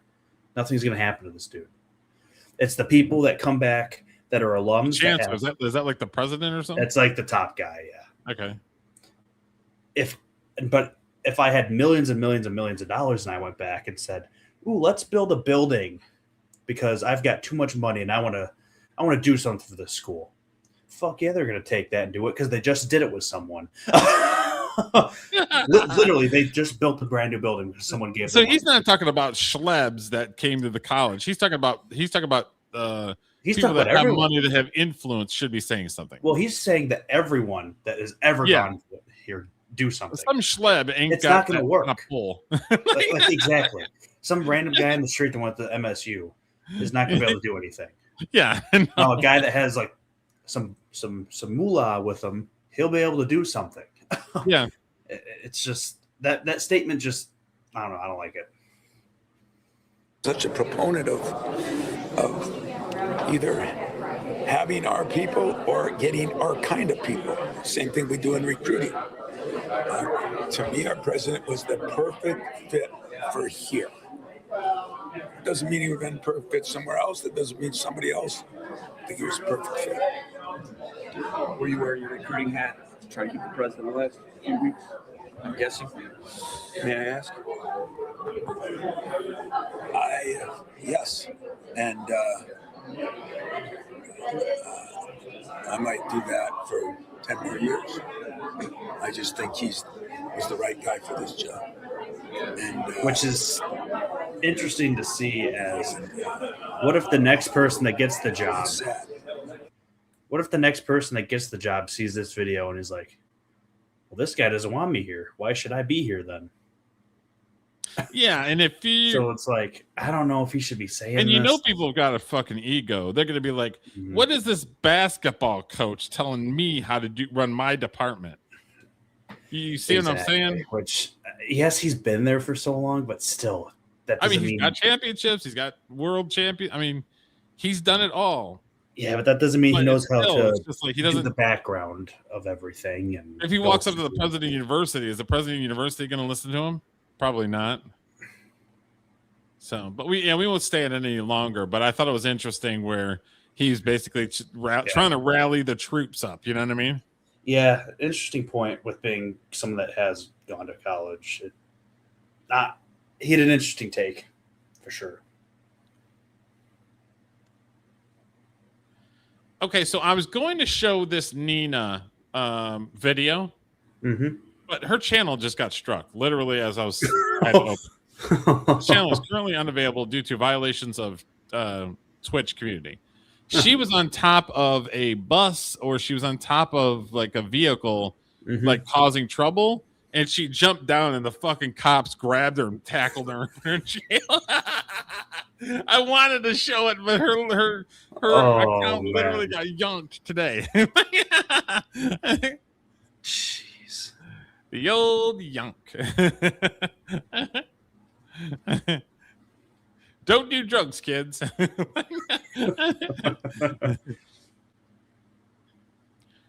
Okay, so this gentleman right here is Rick Rubin.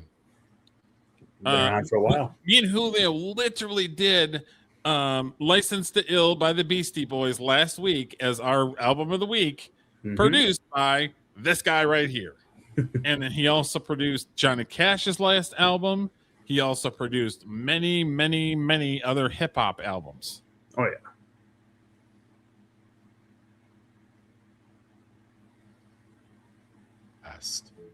And I believe that. I'm not making it for them. I'm making it for me. Something I say in the book is that the audience comes last. And I believe that. I'm not making it for them. I'm making it for me. And it turns out that when you make something truly for yourself, you're doing the best thing you possibly can for the audience. So much of why, if you go to the movies, so many big movies just not good. It's because they're not being made by a person who cares about it. They're being made by people who are trying to make something that they think someone else is going to like. Agree 100%. And that is the problem with movies, though, nowadays, is because they're so worried about offending somebody. We're going to make something that we think that somebody's going to like, and 9 times out of 10, it's fucking trash. Yeah, you see that with a lot of new movies to where... And TV shows the same way, too. I have not honestly seen a good TV show that's been brand new in a very long time. That's not how art works. Art doesn't, that's something else. It's not art. That's commerce. So if we're making art, we're making, it's almost like a diary entry. So could I be concerned that someone else might not like my diary entry? It doesn't make sense. You know, it has nothing to do with them. My diary entry has nothing to do with anyone else. So everything we make as artists are essentially diary entries. Interesting take. Never looked at it. 100%. 1000%. If like my movie, The Warrior, if I gave a shit and was like, well, I've got to make it this way because I don't think people are going to not like it if they don't watch it and I don't do it the way that they want me to do it. That's not art. That is just pandering and hoping that you get lucky that somebody's like, oh, this is the greatest thing of all time. It's like, no, I put my heart on my sleeve. I make something that is personal, and I hope that somebody watches it and also gets something out of it. They're entertained. They laugh. They realize that there's somebody out there in the world that's like them. Like there's so many things that I want somebody to take from a movie, but I didn't do it so that I was like, well, I got to put this in here because of the reasons. It's like, no, I'm going to tell the story and hopefully people enjoy the story. Yeah. Plain and simple, end of story. So I agree with him 100%. And Rick Rubin has done a few things, so he has done a few things. Been a part of a lot of great things. Let me see if I can find a list of all the stuff that he's done a few things about. Might be on Wiki. Might be the best place to find it. Yeah, it's just it lists a couple of them. Run DMC, LL Cool J, Public Enemy, the Beastie Boys. He produced albums for them. He did Johnny Cash's last album. Let's see here.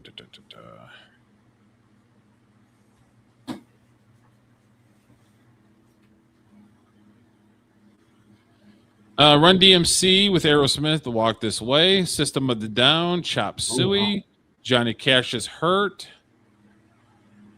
I mean, they're all hits. I mean, insane. Okay, so Walk This Way. He always likes doing these mashups where there's multiple songs being mashed up into one. Yeah.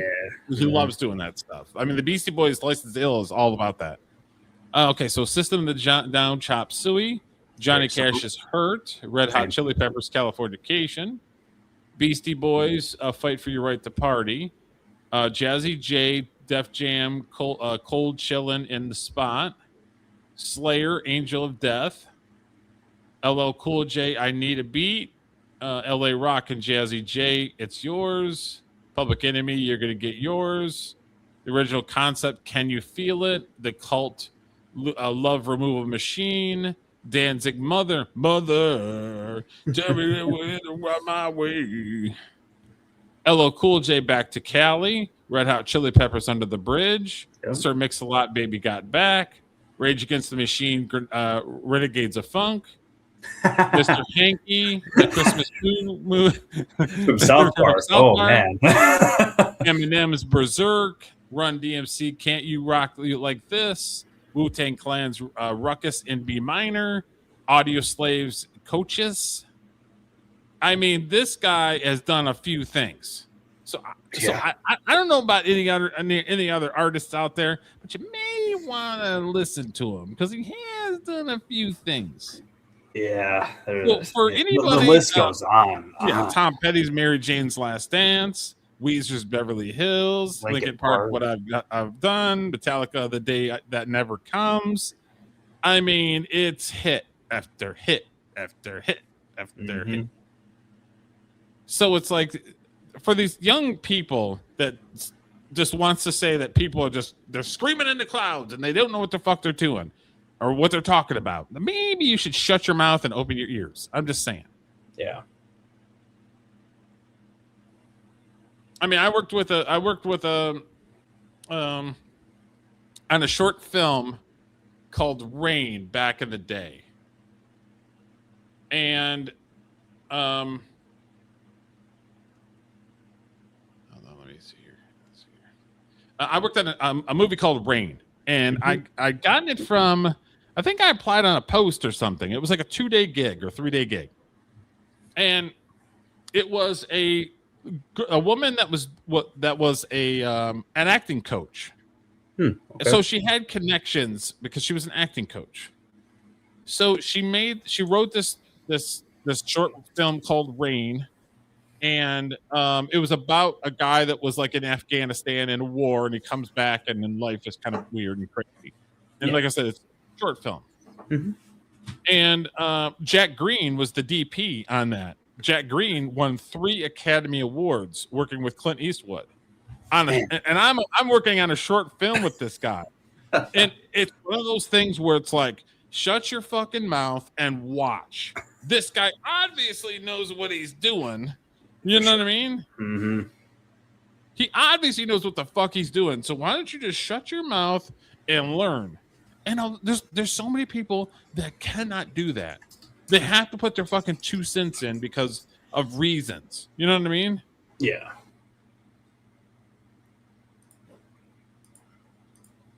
Because of fucking reasons.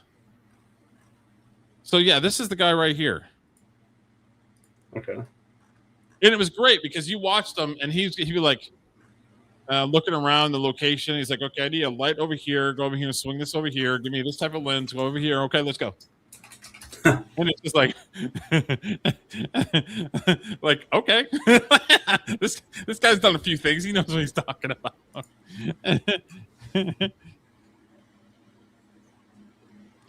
He's done a couple things, three things.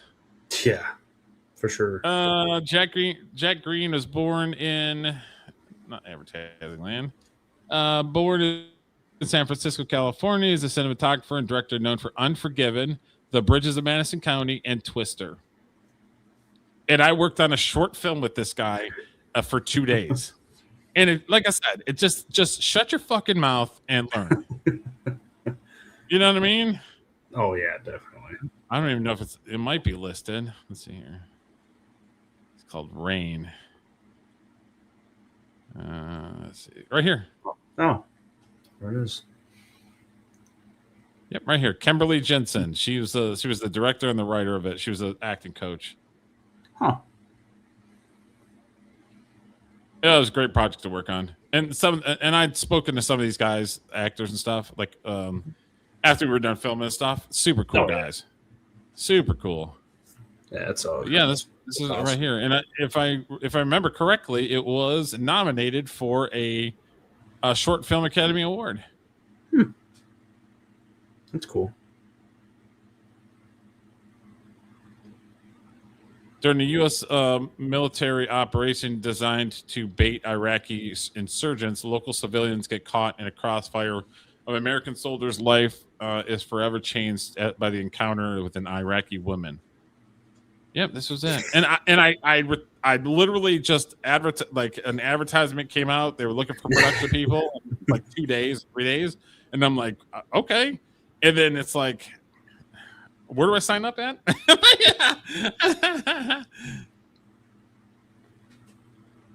New York International Film Festival, USA Film Festival, Best Short Competition. But these are all the awards that it won. Yeah, that's crazy. Yep. All because I shut my mouth and fucking just worked. You know what I mean? Oh yeah. And I wish people would understand that shit. You know what I mean? So, all right. Here's one of Aiden's favorite things to do. Do you like westerns? Do you like Western movies? I've seen a few. Have you ever been in a cockpit? Oh yeah. This is a police chase when the person is on a horse chasing down a suspect. It doesn't get any more Wild West movies than this right here. I mean, Each day I live continues to add a new thing that I never think would ever happen. This is our first ever police chase on horseback. It all starts as officers. Yeah, what's going on, Corey? He was on the airplane from the East Coast to the West Coast to going back to LA.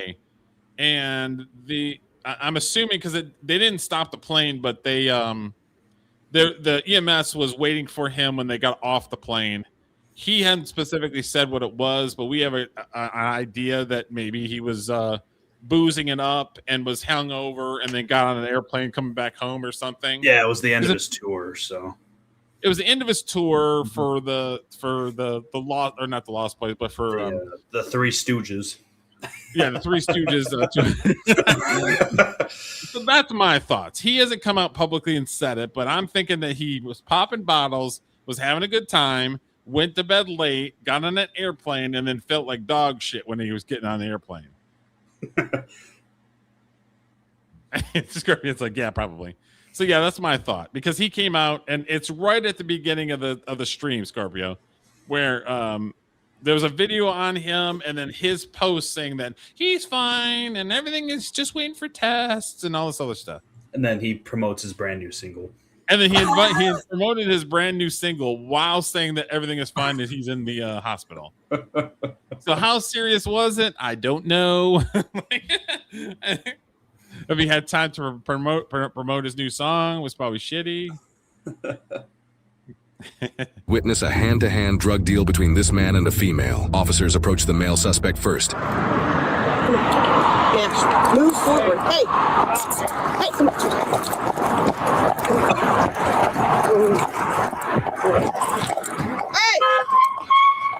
Get in there. Get that Batman. Get that Batman now. Get him.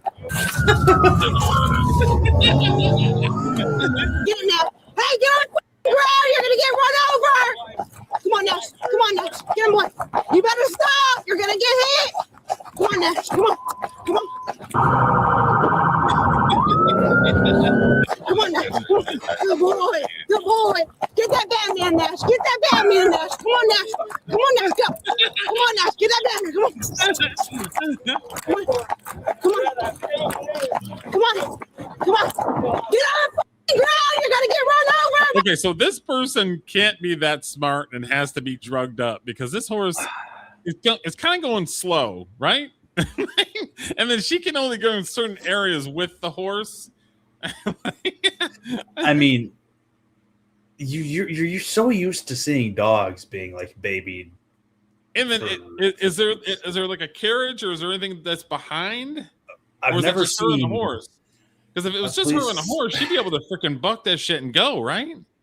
I've never seen a police officer in the middle of a chase giving praise to their horse or any animal in the middle of a chase while screaming. Someone fleeing. Put your hands in your pocket. So many thoughts and emotions right now, huh? Put your hands out of your pocket.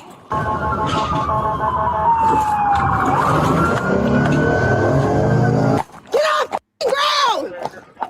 Come on now. He just threw his head. Come on. Come on. Come on. Nash, come on. Get that man. Come on. Gotta get some McDonald's too while you're at it. Come on, Nash. This person's got to be out of their freaking mind. There's no way. I wonder what he's thinking as a horse is chasing him. Like, what's going through that guy's mind? The horse just seems like he's going so slow. And I'd be like spanking his little bottom as I'm trying to like run away, just like bah. You can't get me, sucker. Come on, Bubba. Come on now. Bro, you're not gonna be able to run us on the horse. You better stop. I love how it's like, you better stop, and then the gangbusters with the fucking car. Watch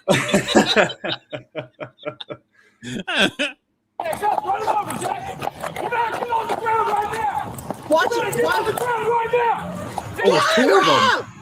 Get on the fucking ground. Give me that. I got him, Zach. You're good. I got him. I didn't realize there was two of them. I got him. Zach, let go. I got him. Give me, or here. I've seen police officers like on horses, like at a fair or something, where it's like, or like a street, a farmer's market or something. I've seen that, but this usually it's during like what's that big thing they do in New Orleans, beads and whatnot. But there's always a ton of them down there too. Scorpio said the horse needs a bridle with lots of flashing lights and something. He definitely needs bling. To give us some air horns.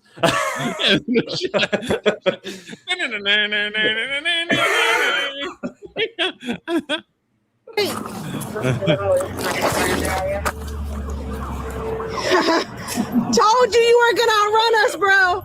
While officers get this suspect in custody, the other female suspect involved in the drug deal is still in the area. Go to the other side of the McDonald's. He was throwing stuff on the ground.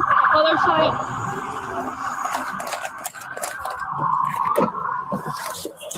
Those are good boys. Good boys. That was where it was at, right? When we came into McDonald's. On the other side. You want to stay with him? I'm going to go because I saw right where it was at. Go with him. What the hell? You started out over there. I saw the horse and then came down the sidewalk. I saw the horse. The fence line, and then came through like where the sign is over here.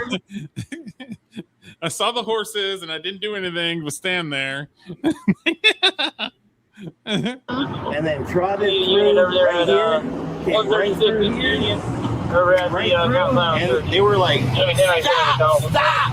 And then they called it in at the McDonald's. Do you see her throwing anything? I just saw arms flailing. That's it. Come on. Yeah. You got him for a minute? I got it for now. I'm gonna go look where he was throwing stuff. Boy,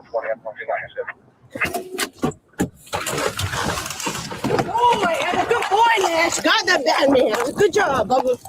Good boy. It was a good boy. They're going to get some food. Should be like right here somewhere. Where's yeah, they're looking for the drugs he was throwing and stuff. They dumped the 73. They're gonna grab that stuff right now.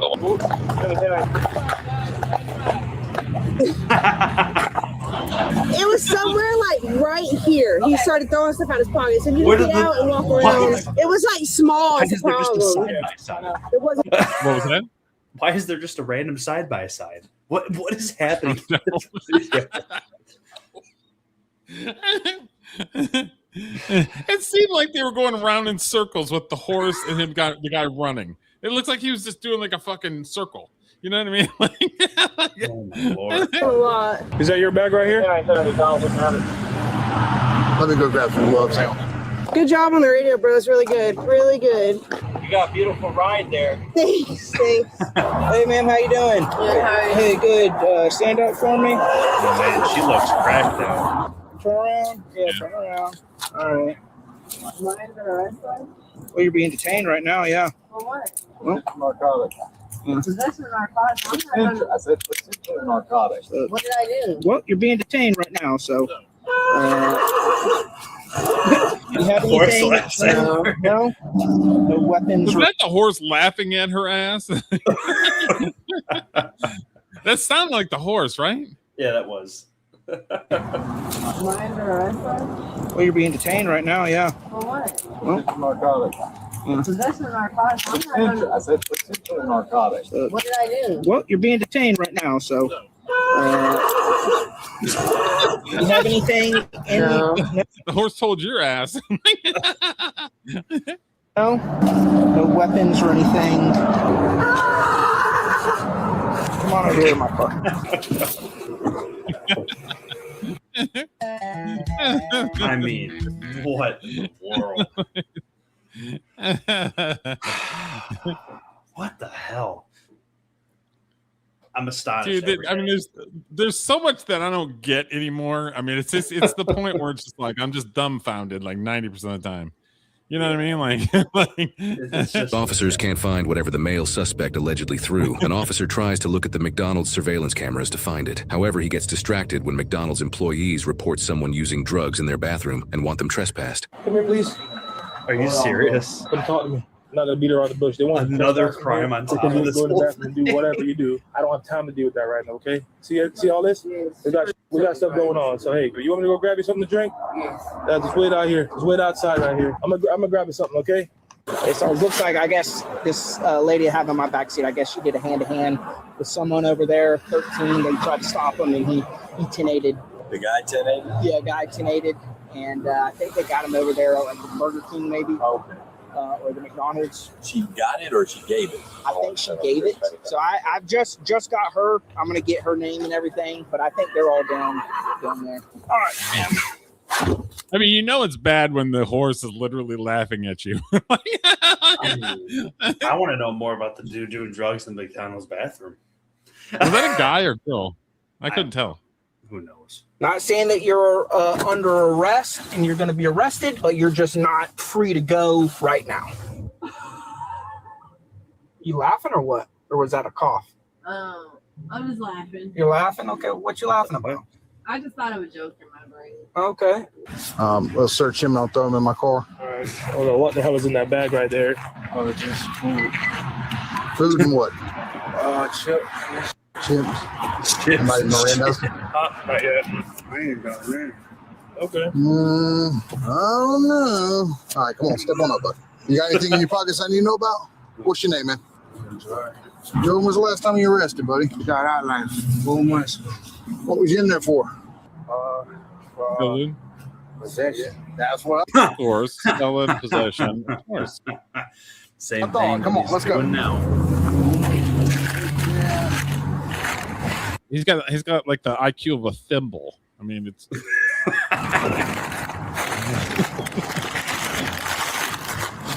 got his chips. Got his sandwich. But I ain't made no possession. Yeah, I know. You had possession last time, but Looks not like a peanut butter and smelly sandwich. this time. What's your name again, brother? Oh, you swapping the cuffs? Yeah. You're not going to fight with me, are you? That wouldn't be good because this guy right here, man, he's... Yeah, we don't want those problems. Gotta stay out of trouble, man. I ain't do nothing. Okay. They just started chasing me in my ring when I got scared. All right, listen. Yeah, the right to remain silent. With that said, do you want to tell? You said you didn't throw some drugs down. Do you want to talk to me about that? It's like he's throwing shit like the SS Titanic, just like I throw shit over the side. I didn't do nothing, man. That you didn't throw drugs down? No, I ain't throwing no drugs down. Okay. These are yours, right? Thank you, sir. Where do you think he? So I saw him throwing the stuff literally right in that corner of the McDonald's over there. Yeah, he threw this. Was there anything? Yeah, this sandwich and I saw I was just rank. Well, what did you throw down? I mean, because maybe worst case scenario we got littering or something. Who knows? What did you throw down? Just a sandwich or food or what? Listen, here's the deal. You're going to be on body camera throwing stuff down. So what was it? Is it food? Did you get some food from somewhere? Or because you have food in that bag? No, I just got scared. Yeah. Because their body cameras are going to show you throwing stuff, dude. You might as well say, hey. So is your first reflex to just start tossing shit out of your pockets if like my first reflex would not see a be to cop? run from the police. These people think they see red and blue and they immediately take off. That should not be what happens. No, not at all. If it's food or something, we can deal with that. We got your little littering thing, right? Oh, no. Oh, okay. All right, slide on in. Hang tight. That man said he didn't throw nothing. Y'all a bunch of liars. Oh, yeah. All right. When you put in, I guess when you hook your camera to it, I guess it makes you put in an access code. And of course, it sent it to my personal email. That's funny. He's like, you guys are liars. He didn't throw nothing. And he's like, yeah. What the hell? No, but our laptop's not working, of course. It won't connect to the internet. And then on my phone, it didn't work. So I swear by memory it was right here. Someone could have picked it up, or it's in the bushes. It was very small what he threw. A car could have ran it over by now. The girl he handed off to, though, if they can get it on her, that's great. If not, then I guess jail for resisting. I don't know. All right, ma'am, come on, step on out. This officer right here is going to search it real quick. Put your pants up. I guess cameras, the dude can't be here for another hour, 2 hours. I need to see your butt crack. Put your pants up. Or he can get here to access the camera. So, you think he's done something before here too? This ain't Birmingham, Michigan, with you twerking on the thing. I think it's all right there in that McDonald's. Hey man, I'm gonna toss this out. Is that cool? I'm gonna throw it away. You can't take this into jail, is what I'm saying. If you end up going to jail, we're going to throw it in the trash. You can't have it in jail, and we can't keep it for you. We don't have any other choice. Yeah, all right. So I'm going to throw it out, okay? Sad about his sandwich. What was that? So sad about his sandwich. I've got everything. Give him food at the jail. He's done. I got the cursor between two lines. Maybe his crack is inside the two buns or something. Good. I'll knock out a real quick narrative. Yeah, I can. Are you comfortable holding him? Okay. He's bigger than me, but I think he'll be all right. If he tries to eat the grass or pull back to them, just Okay. And just watch your feet. That's a good horse. Hey, look here for a selfie. Yeah. This fan has been running. Taking selfies with the horse. That's pretty funny. Sure, that would too. Damn. I mean, what in the world? I thought you'd get a kick out of that one. You get something new every day. Oh, that's not a horse. A police horse. Do you know how to ride a horse, Dad? Yeah, I've ridden horses. I'm not saying I'm an expert, but I've got one right here. See? And he's a good horse. And I'll fall off immediately. Yeah. Oh, you're funny. That's not nice, Mary. See? They even this one don't have. They actually normally have badges. He's channeling Mr. Ed. I mean, what's going on right now? Just right there on their chest. There's one right here. My daughter's a horse freak, so we're FaceTiming. See, they got their own badges too. Did they catch the guy? Yeah, they're on a horse. How are they not going to catch me? He was on foot. I don't know. It seemed like they're going slow. You use the word thinking. There's your first mistake. See, he's even laughing at you. All right, well, let me let you go. I actually have to do some work today. Love y'all. Bye, buddy. Oh man.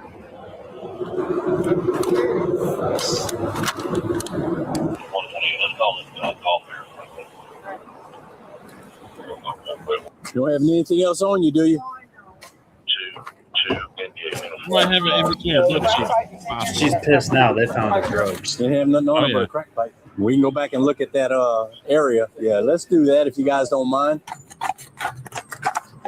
We're gonna go check one more time at that spot, and if not, then you got a crack pipe. And was she resisting? No. Okay. I would love for them to be able to find it. Police reports indicate whatever item the male suspect threw was unfortunately never located. The Jacksonville Sheriff's Office in Florida posted on Facebook about this incident, stating, "If you choose to run, you'll just go to jail tired. And criminals can run, but they can't hide from our horsepower." They also showed their appreciation for the multiple horses involved in the incident: Nash, Jax, Judge, and Duke. The male suspect, Jordan, was charged with resisting without violence. He pleaded no contest and was adjudicated guilty. He was ordered to pay $303 in court costs and fines and was released back into the public. The female suspect, Alexis, was charged with use or possession with intent to use drug paraphernalia for the crack pipe that was found in her pocket. She took a plea deal, pleading no contest in exchange for her charge, resulting in a withhold of adjudication, meaning the judge accepted her plea but did not formally convict her. She was also ordered to pay $303 in court costs and fines and was released back into the public. Honestly, I had to laugh a little bit watching this one back because somewhere along the line, this guy convinced himself that he could outrun a police horse. So most people don't know is that mounted patrol horses aren't just picked because they're big. A lot of horses never make it through training. They have to handle crowds, traffic, fireworks, yelling, and enough distractions to test just about any animal. That's what makes mounted units interesting to me, because they're not there for looks. They're there because they give officers a different perspective, a different reach, and sometimes a pretty big advantage. People spend so much time looking for the obvious way out, they never stop to think about the problems they didn't plan for. Yeah, so yeah. What in the world? That was pretty funny because you don't always see horses chasing down suspects. Yeah, I mean, you don't. Oh no, you definitely don't. That, especially two of them. Yeah. So you have a couple things that you grabbed, right? Yeah, I've got a few things. Let's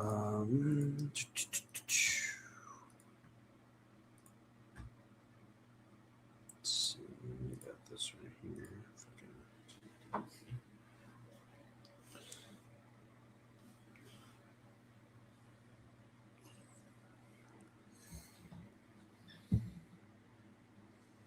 All right, should be good to go.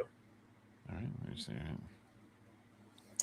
Well, so recently we've got the news. Good old Jelly Roll, always bringing himself into the news somehow. Always seems that he's being in the news for some big way, donating, doing a concert. This time it's divorce, not so holly jolly. But he was with Now this chick he's for you 10 said years. he's admitted that he's cheated on her multiple times, So right? yes, he has admitted on cheating on her multiple times. But the weird thing that I find is that he's the one that filed for divorce, not her. He did. So I'm very interested to see what's going to come out in the next couple days, if any of them respond to each other, or a video of an interview comes out, or all in the above. But has Jelly Roll been out for 10 years? I don't know exactly, but I don't think this dude. I mean, he was underground rapping and doing all kinds of stuff before he hit it big. He's been out there with music for a long time, but he was a big dude, and to get a wife like that, I don't know how much money he paid, but it had to have been a lot. She's a former I think she was a former dancer, exotic dancer. I think she also escorting and stuff along those lines. But so it's interesting how I don't know, can I mean, Jelly Roll's famous now, so he could probably get whoever he wants, but I mean, it's interesting. It's an interesting thing because every time any video ever comes out, him and Bunny are like connected at the hip. They're always. And then all of a sudden now it's like divorce. It's like, huh? It's like, I really want to know why he filed divorce, because I would have thought it would have been the other way around with everything that's come out about him recently. Most women divorce guys. It's very rare that a guy divorces a woman. Yeah, but the other interesting thing you gotta think is maybe she doesn't like them small guys. He lost a lot of weight. Maybe she liked the big guy, and now he's not the big guy anymore. I don't know. I mean, who knows? It could be fame where he's never home. It could be, it could be she's doing drugs, he's doing drugs. It could be anything. And I mean, he's in the middle of a world tour right now. So I mean, that's another interesting thing that you got to look at too. I mean, it could just be that they don't see each other, and it could be a problem. Who knows? I almost pulled it up, and I'm like, I don't know. I mean, we can talk about it. It's really interesting. I really want a response from both of them, to be honest with you, because they're both big presence on social media. Yeah. So to get an understanding from them would be interesting. And she have you seen her social media stuff? She don't take no shit from people. Honestly, she doesn't. No, she does not. So this has been a conversation point on social media for the last 3 days. We got to cover it. The big UFC presidential event was this past Sunday.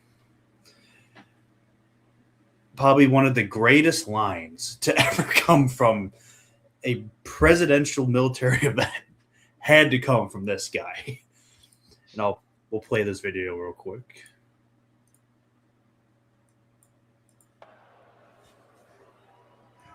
And lastly, Michelle Obama is a man. Am I right,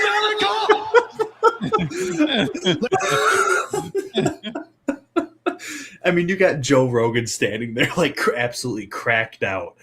Okay, so that's been a meme for years. 10 years. It has. Okay? Have you seen the photos?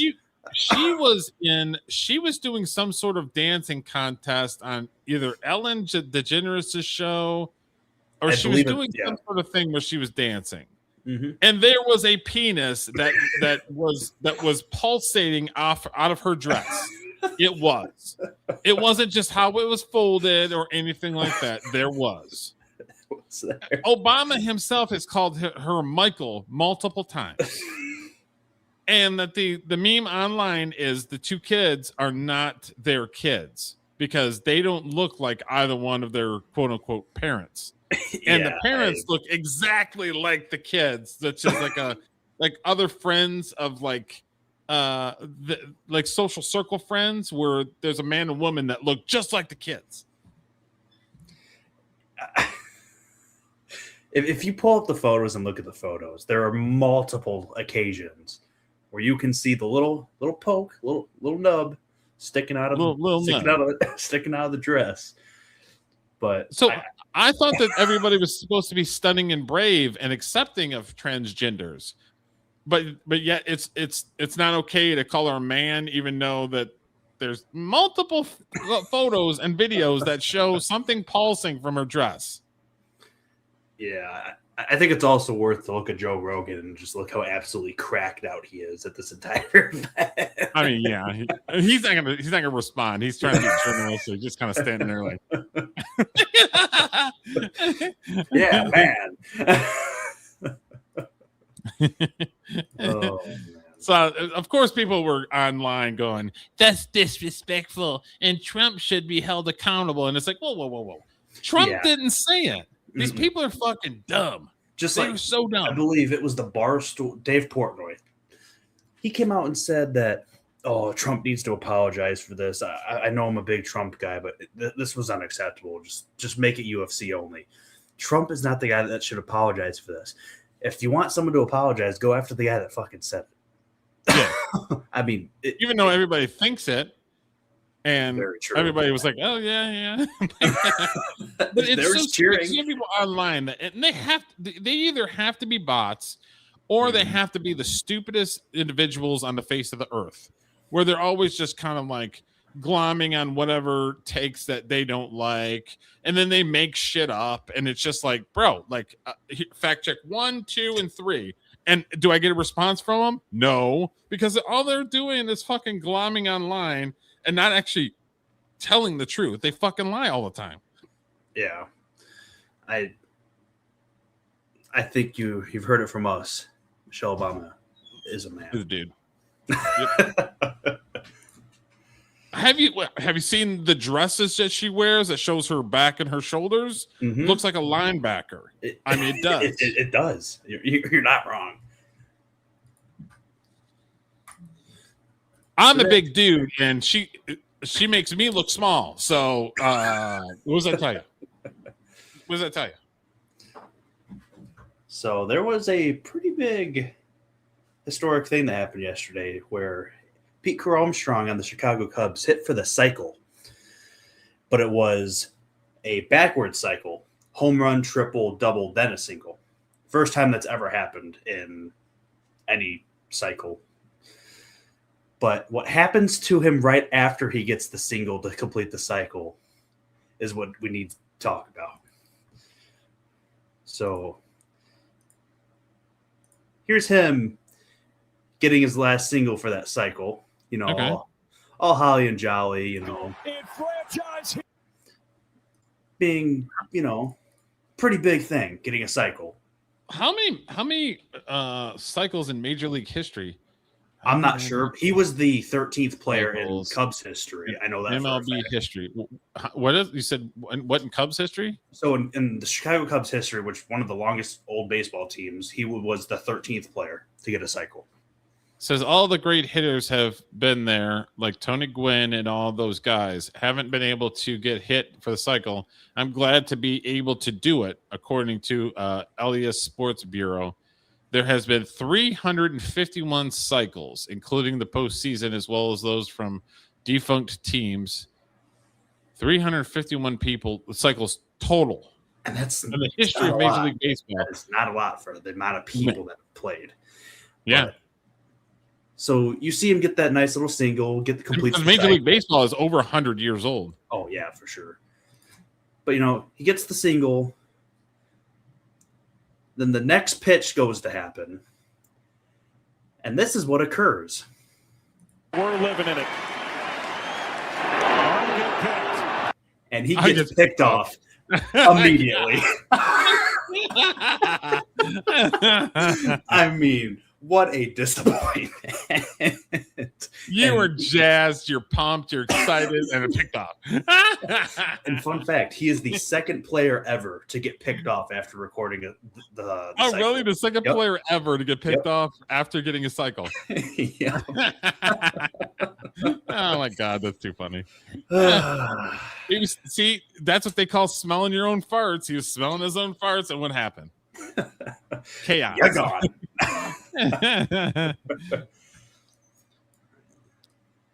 That is too funny. I was watching that game and I was so happy and then so sad. So sad. So Today, we had a certain vice president be on the View today, right? We had a pretty big day to where JD Vance did the unthinkable that I don't think anyone would have ever done.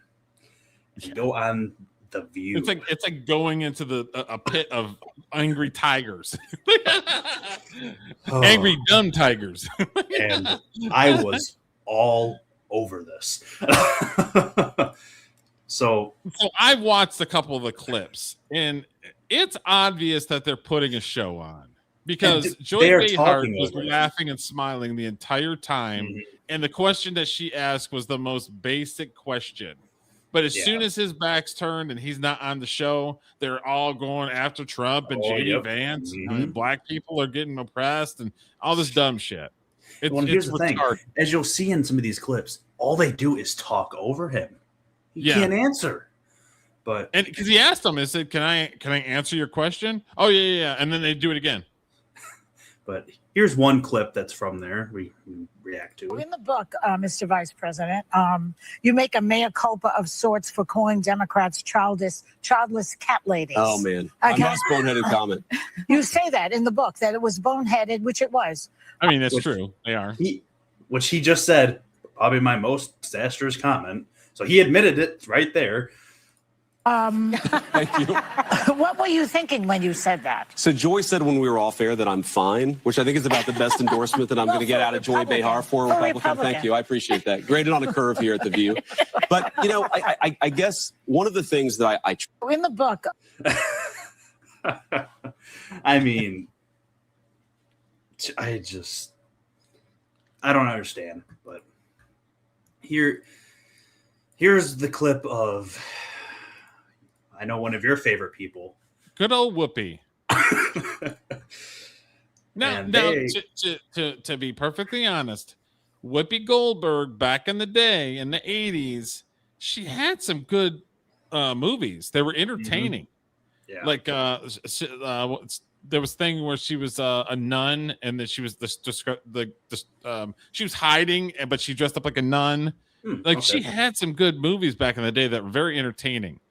Not anymore. In her own right, she was a good actress, but it's just like this View stuff. I always thought that it was Whoopi Goldberg was way better than just The View. Yeah, you know what I mean? I thought she was just kind of like just collecting a paycheck with it. Because some of the stuff that she says, it's just like Whoopi, like you can't be that dumb. There's no way you can't be that dumb. And I mean, she just tried to claim that they are not believing in casting aside other races. So we'll look at what they both have to say about this. To this administration that has allowed it to really stigmatize folks of color. And you know how hard it is. You have folks of color in your family. Sure. So when you see, things, the Emmett Till stuff coming down, or them doing all kinds of removal. Okay, so go ahead and pause it real quick. Okay, so here's the problem.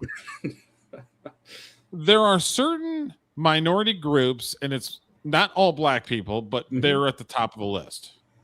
They have the view of everything is through the lens of color. Oh, yeah, always. But they don't understand that white people and some Hispanic people and Asian people don't have the same view that they do. So they immediately call you racist when it's like you don't look at the world like that. But they expect that you should look at the world like that. And then they call you racist and sexist and all the ists. Where it's just like, bro, like I don't look at the world that way. And if you expect me to do that, then you're going to be waiting a fucking long time because it ain't going to happen. Like, I don't look at the world that way. So for Whoopi Goldberg to come out here and talk about all this shit, it's just like you're talking to a wall of somebody that doesn't look at the world like that. And they always try to throw in this, oh, you have people of color in your family. You should understand. That does not mean his family is as gone as you are. I mean, they all have different understandings of this. Yes. And obviously, okay, so his wife is from, I want to say India, but I'm not 100% sure. I'm not sure.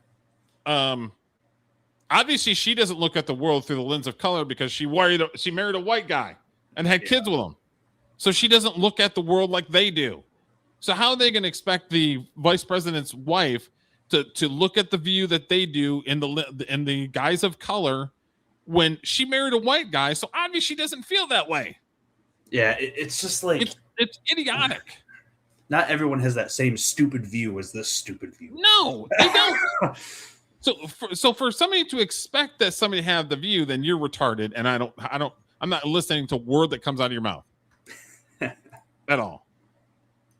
Of Black heroes, how does that sit with you? Well, what exactly are you talking about, Whoopi? Because you just I know Emmett Till was the kid. No, I want to know what she's. You don't know what I'm talking about. So in a lot of the museums, because there was no question in there. It was just nothing but pander. There's no question. You know, where they're taking down the actual history that happened in this country. Slavery happened. Oh, don't even get me started. That's not correct at all. Because every time there's a monument, the left comes and takes it down. Exactly. Then you have Nancy Pelosi, who cheered on Stonewall Jackson's statue being pulled down in 2020. Mm-hmm. Yep. She cheered it on, but if you look at what happened, what happened? Her father is the one that commissioned that statue, and she pulled it down. Why? Because her father was the one that put it up. These people are lying pieces of shit. Honestly, it's all deception. It's all lies. And then the people that just in lockstep of whoever is the fucking liar, like, oh, okay. Yeah, it's like you can't be that serious. You can't be that fucking dumb. Don't worry. We'll put statues of George Floyd everywhere. A guy who overdosed on drugs, and you praise him. Yes. Happened. All kinds of stuff happened, and it seems that it has been very easy for this administration to remove that, and also to denigrate. See, go ahead. Like I can. Like this is gonna set me off. Okay. Let's get hot. Major League Baseball integrated the first black man as the first black person in Major League Baseball. There was what they call Negro Leagues. That's what they called themselves. But if you listen to some idiot who doesn't watch fucking baseball, it's just like, that's racist. It's like, they called themselves fucking the Negro League. That's what they called themselves. Mm-hmm. This whole thing with these people crying and whining, they're not educated at all. They don't know what the fuck they're talking about. They don't watch the product. They don't do anything but just cry and whine and bitch and moan and how everybody's oppressed. Like it's just like it's mind numbing how fucking dumb people are. It is. Yeah, it's utterly stupid. It's what I think and what I feel that somebody else should feel the way that I do. And then if that's not the case, I'm calling you racist. That's exactly how these people fucking think. It just pisses me off so much. Black folks who have worked their behinds off to get this American dream. How do you, I mean, you know better. Oh, yeah. Clap.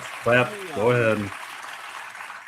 So Sonny, that was actually a very helpful intervention, because I think the story you're talking about is where, allegedly the administration is holding back the appointments of people based on skin color. I'm talking about a host of things. I'm talking about Black history getting erased from public spaces. Black voter districts are being dismantled. Black leaders are being sidelined. Yeah, because the Where do Americans of color?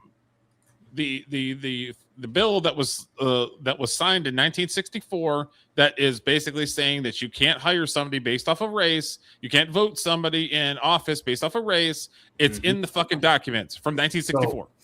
It's been there since 1964, and this bitch wants to sit there and say everything is being erased. Yeah, okay. So you guys are the one that signed it. Let me put this into perspective. So you have ATC, air traffic control. So this whole DEI thing and this whole hiring based on gender, race, if you have to do hiring and you have to hire 10 air traffic controllers, right? Say you have to hire 5 that are actually trained. Then to meet the standard, you have to hire 5 other ones that are gay, black, Hispanic, Asian, all this other stuff in order to meet the standards so that you are not getting looked after. You got the 5 that actually went through the schooling and know what they're doing and are getting sent out to do their job.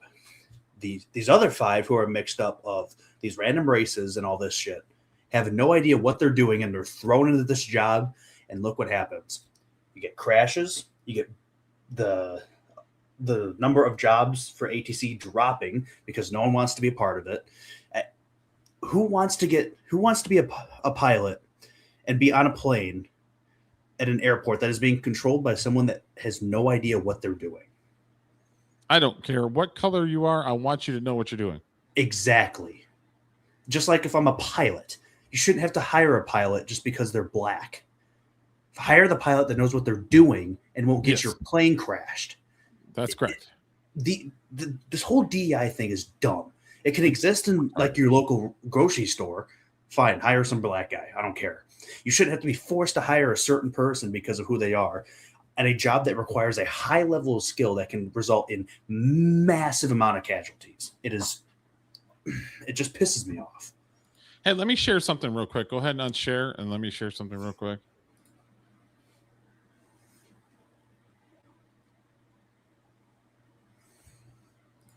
Okay, so I lived in Georgia. I had a house in Georgia. I was there for 7 years, 8 years, and there's so much history in Georgia when it comes to the Civil War, black history.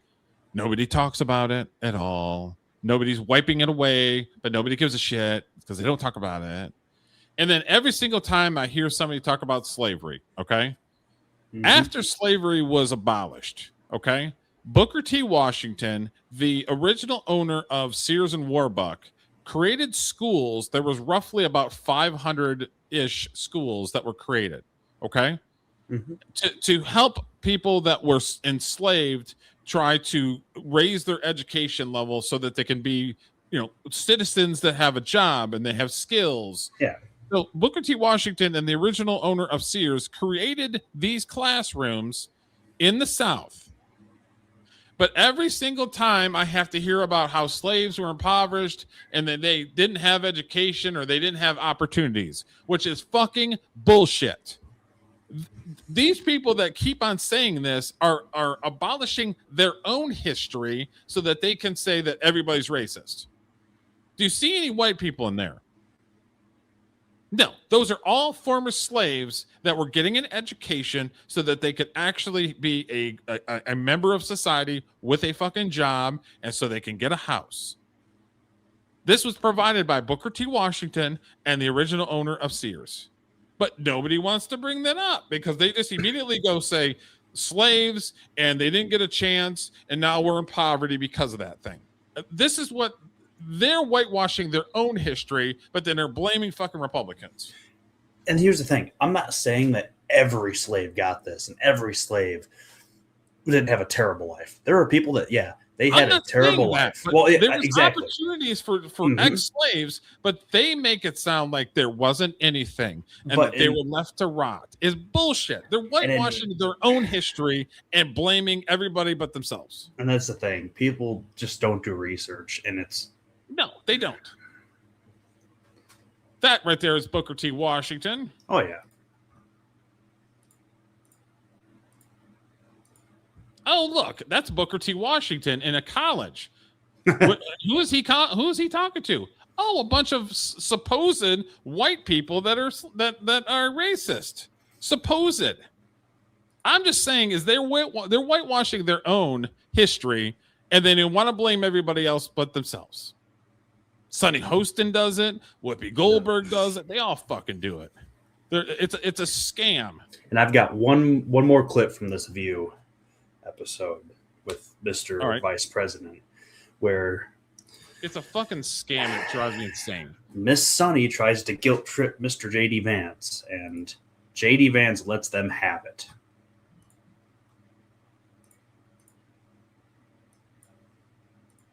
Taking out of their homes from their families, they're separating families. They're using children as bait. But the stop majority it. are not Stop real quick. criminals. That's a lie, because they're using kids to basically get people into the country, and then the kid just mysteriously just goes back to his country underneath of a fucking like a cave or something like that. Like they have it on video that they use kids to get these families in, and then the kids go back over the border. And Sonny Hostin, who's a dumb fucking idiot, believes it. Her husband has been indicted multiple times. I'm surprised that she's not doing shit, because he's about to get fucked over. Yeah. And is she married to a white guy? Probably. You talk about the children. Here's what I'd say. Do we know that during the last administration, we had tens of thousands of children who were sex trafficked by the cartels, who were brought into our country in profoundly dangerous and predatory conditions? Let's talk about this administration. But here's the point. Unless you enforce the border, you invite that kind of conduct. You think that our immigration policies are inhumane based on the reporting of one person with a political bias. What I'm telling you is that it's inhumane to allow cartels to sex traffic people across our border.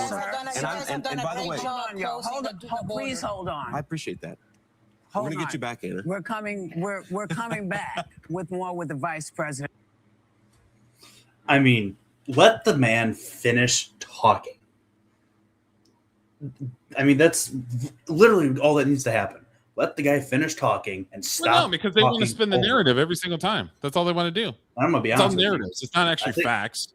I think the View was just 2 women instead of the whole group. Only 2 of them like talking. Oh yeah, it's the other one is just like talking hands. Like the other ones are just background noise. Garbage. Drives me insane. Let me.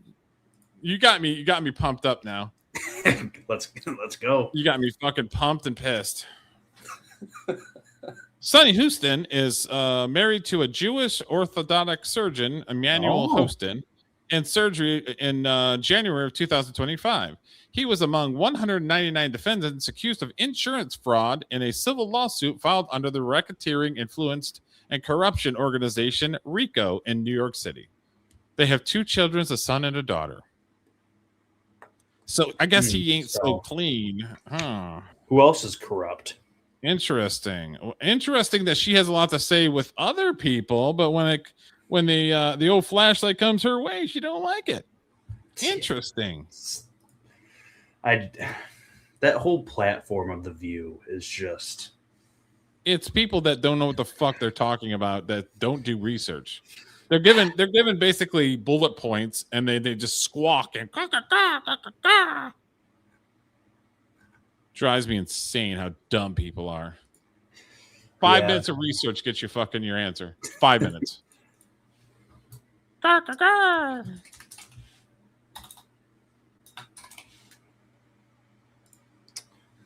I've got round things out. I've got just 2 little fun things that.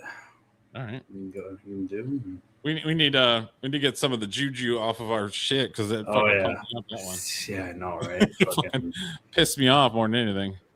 Wait, racist, retard women. gotta love it. Why doesn't the View highlight black voices on their program? I know. Well, apparently Whoopi Goldberg's good enough for them. So why doesn't she prop up Booker T. Washington? Why is that? Because he's Republican? That's why.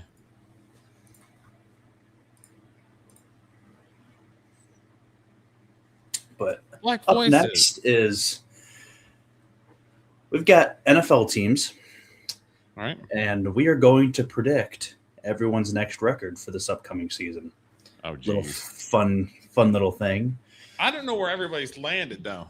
I know some, but I don't know everybody. So do you basically, know what the records were last year?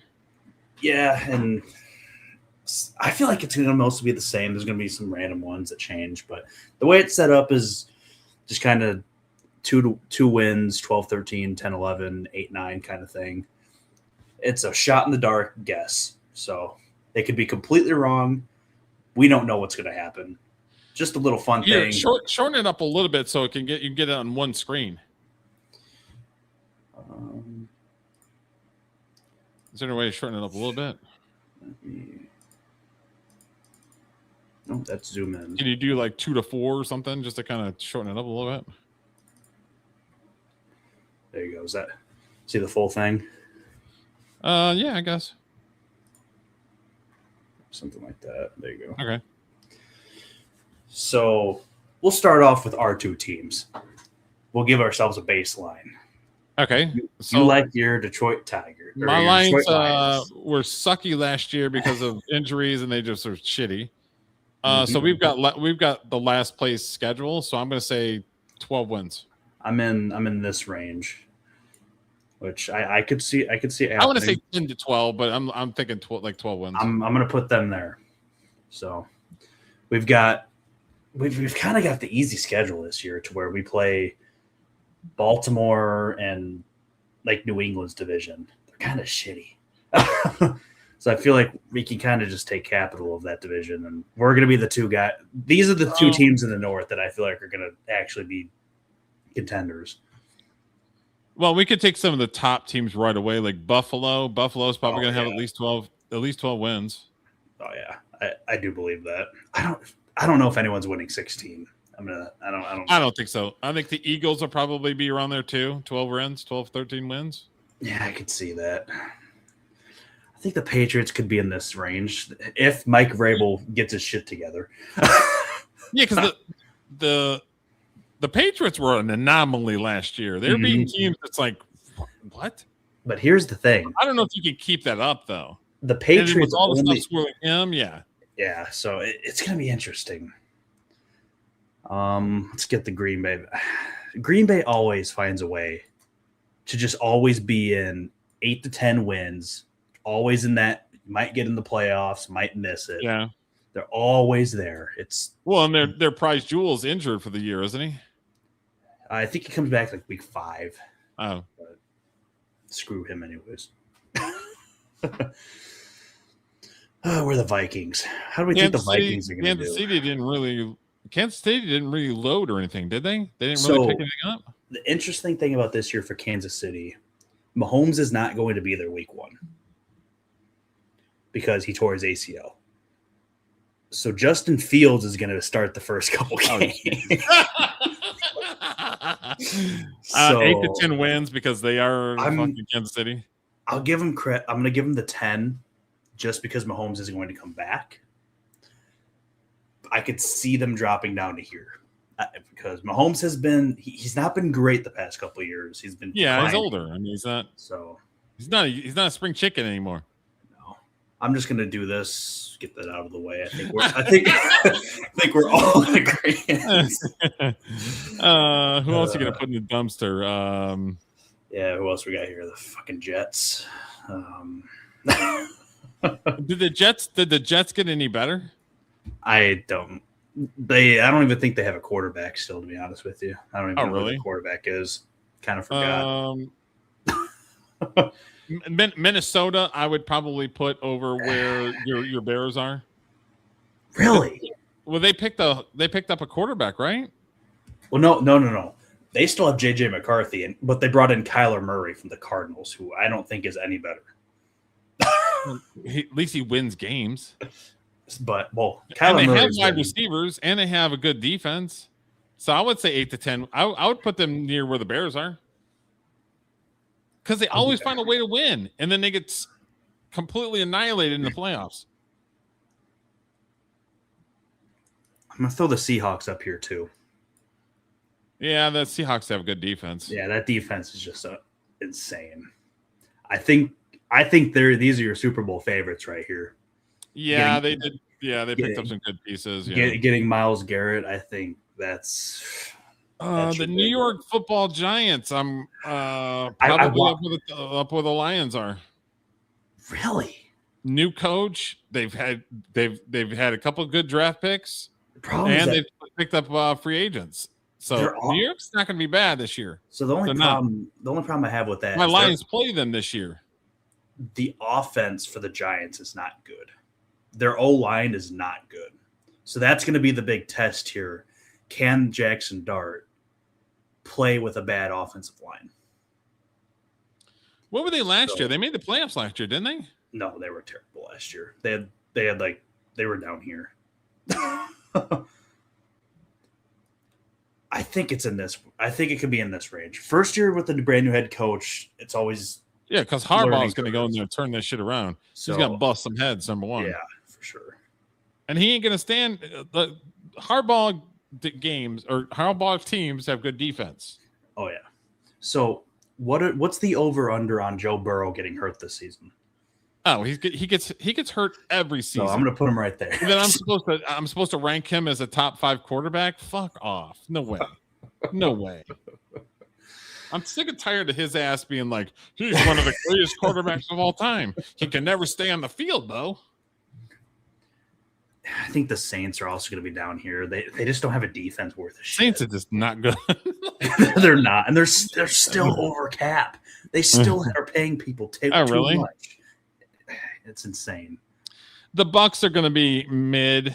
Yeah, I give them like this range, this to here. It's always it goes back and forth between. Well, they keep losing. Year. They'll pick somebody up and then lose them, and then pick somebody up and then lose them. So they never keep players because somebody always just goes to a different team.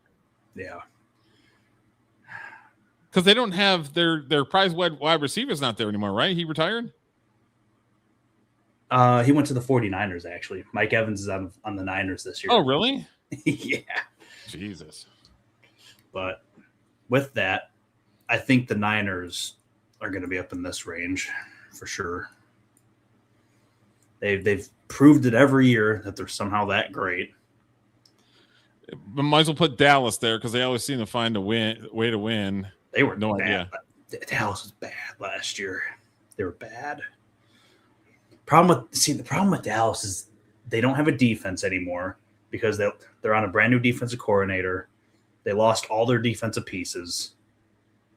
The only thing that they have going for them is Dak Prescott when he doesn't throw an interception and CD Lamb.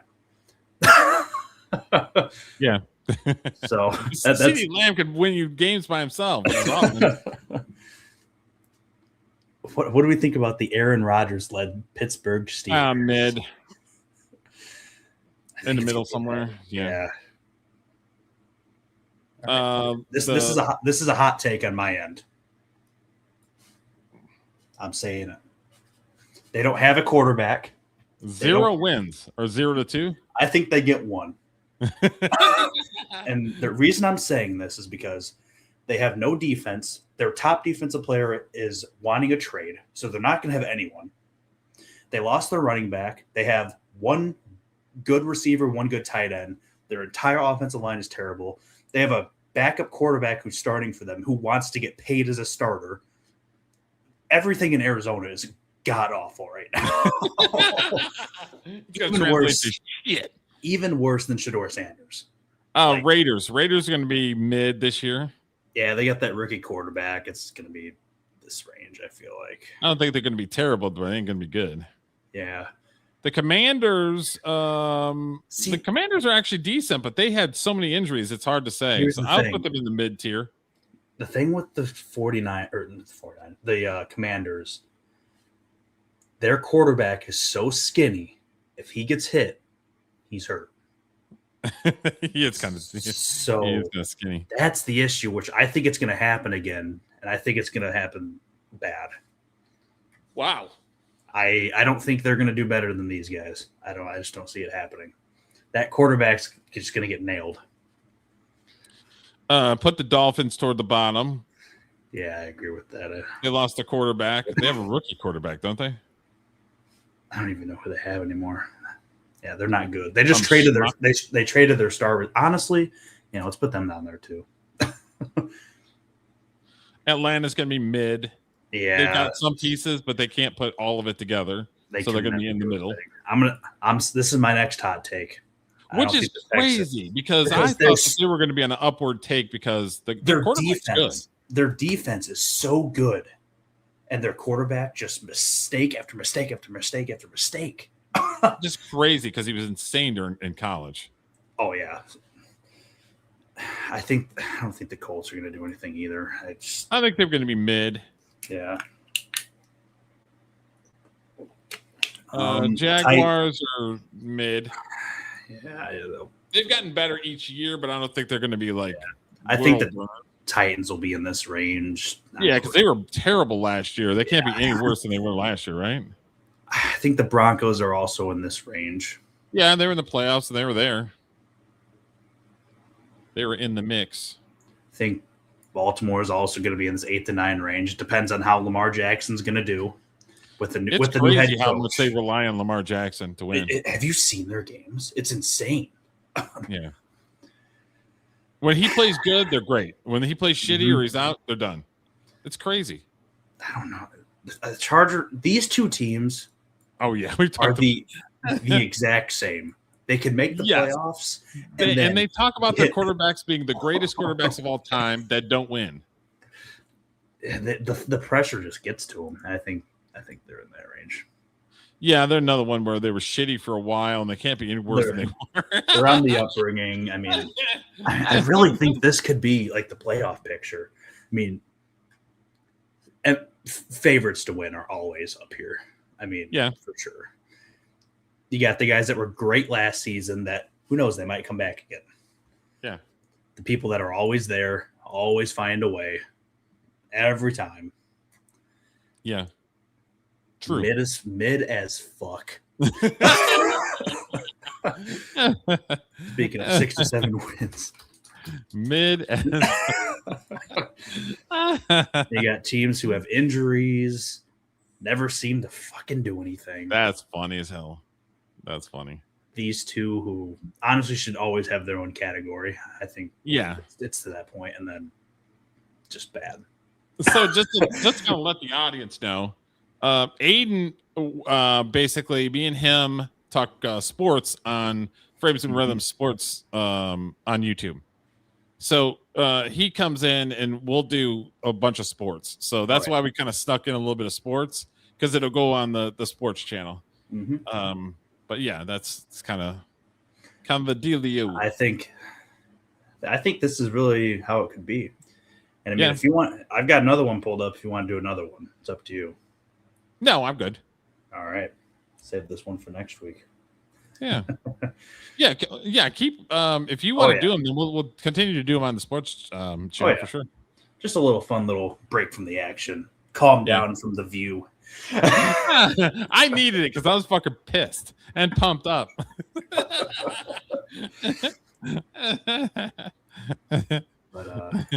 I was so fucking pissed and pumped up and everything else. That's everything that I brought, which turned out to be pretty decent, I thought.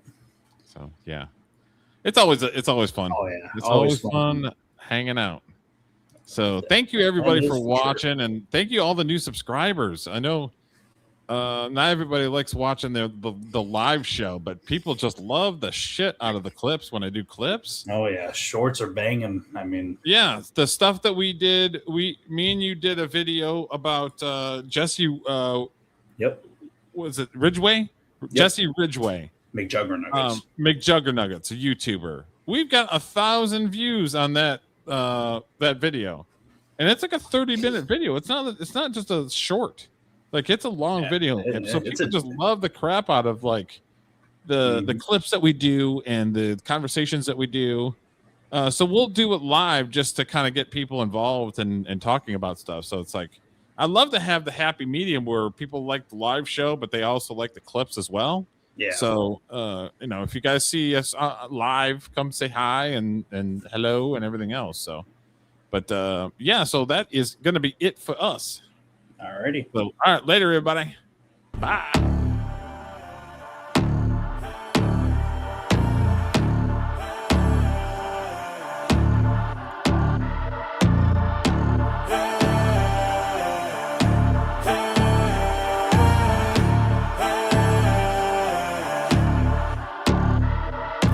stand up, we gon' make some moves tonight. Yeah, stand up, got something to prove tonight. So stand up, we ain't gonna plan tonight. We gonna take action on our dreams and fight, alright. We ain't gonna stall, never stop. We gon' make it all to the top. We ain't gonna plan tonight. We gonna take action on our dreams and fight, alright. Yeah, it's time to stand up, take control tonight. Spend too much time on the plan, it's right. It's time to execute now on your dream in life. Gotta fail fast, learn, try again and fight.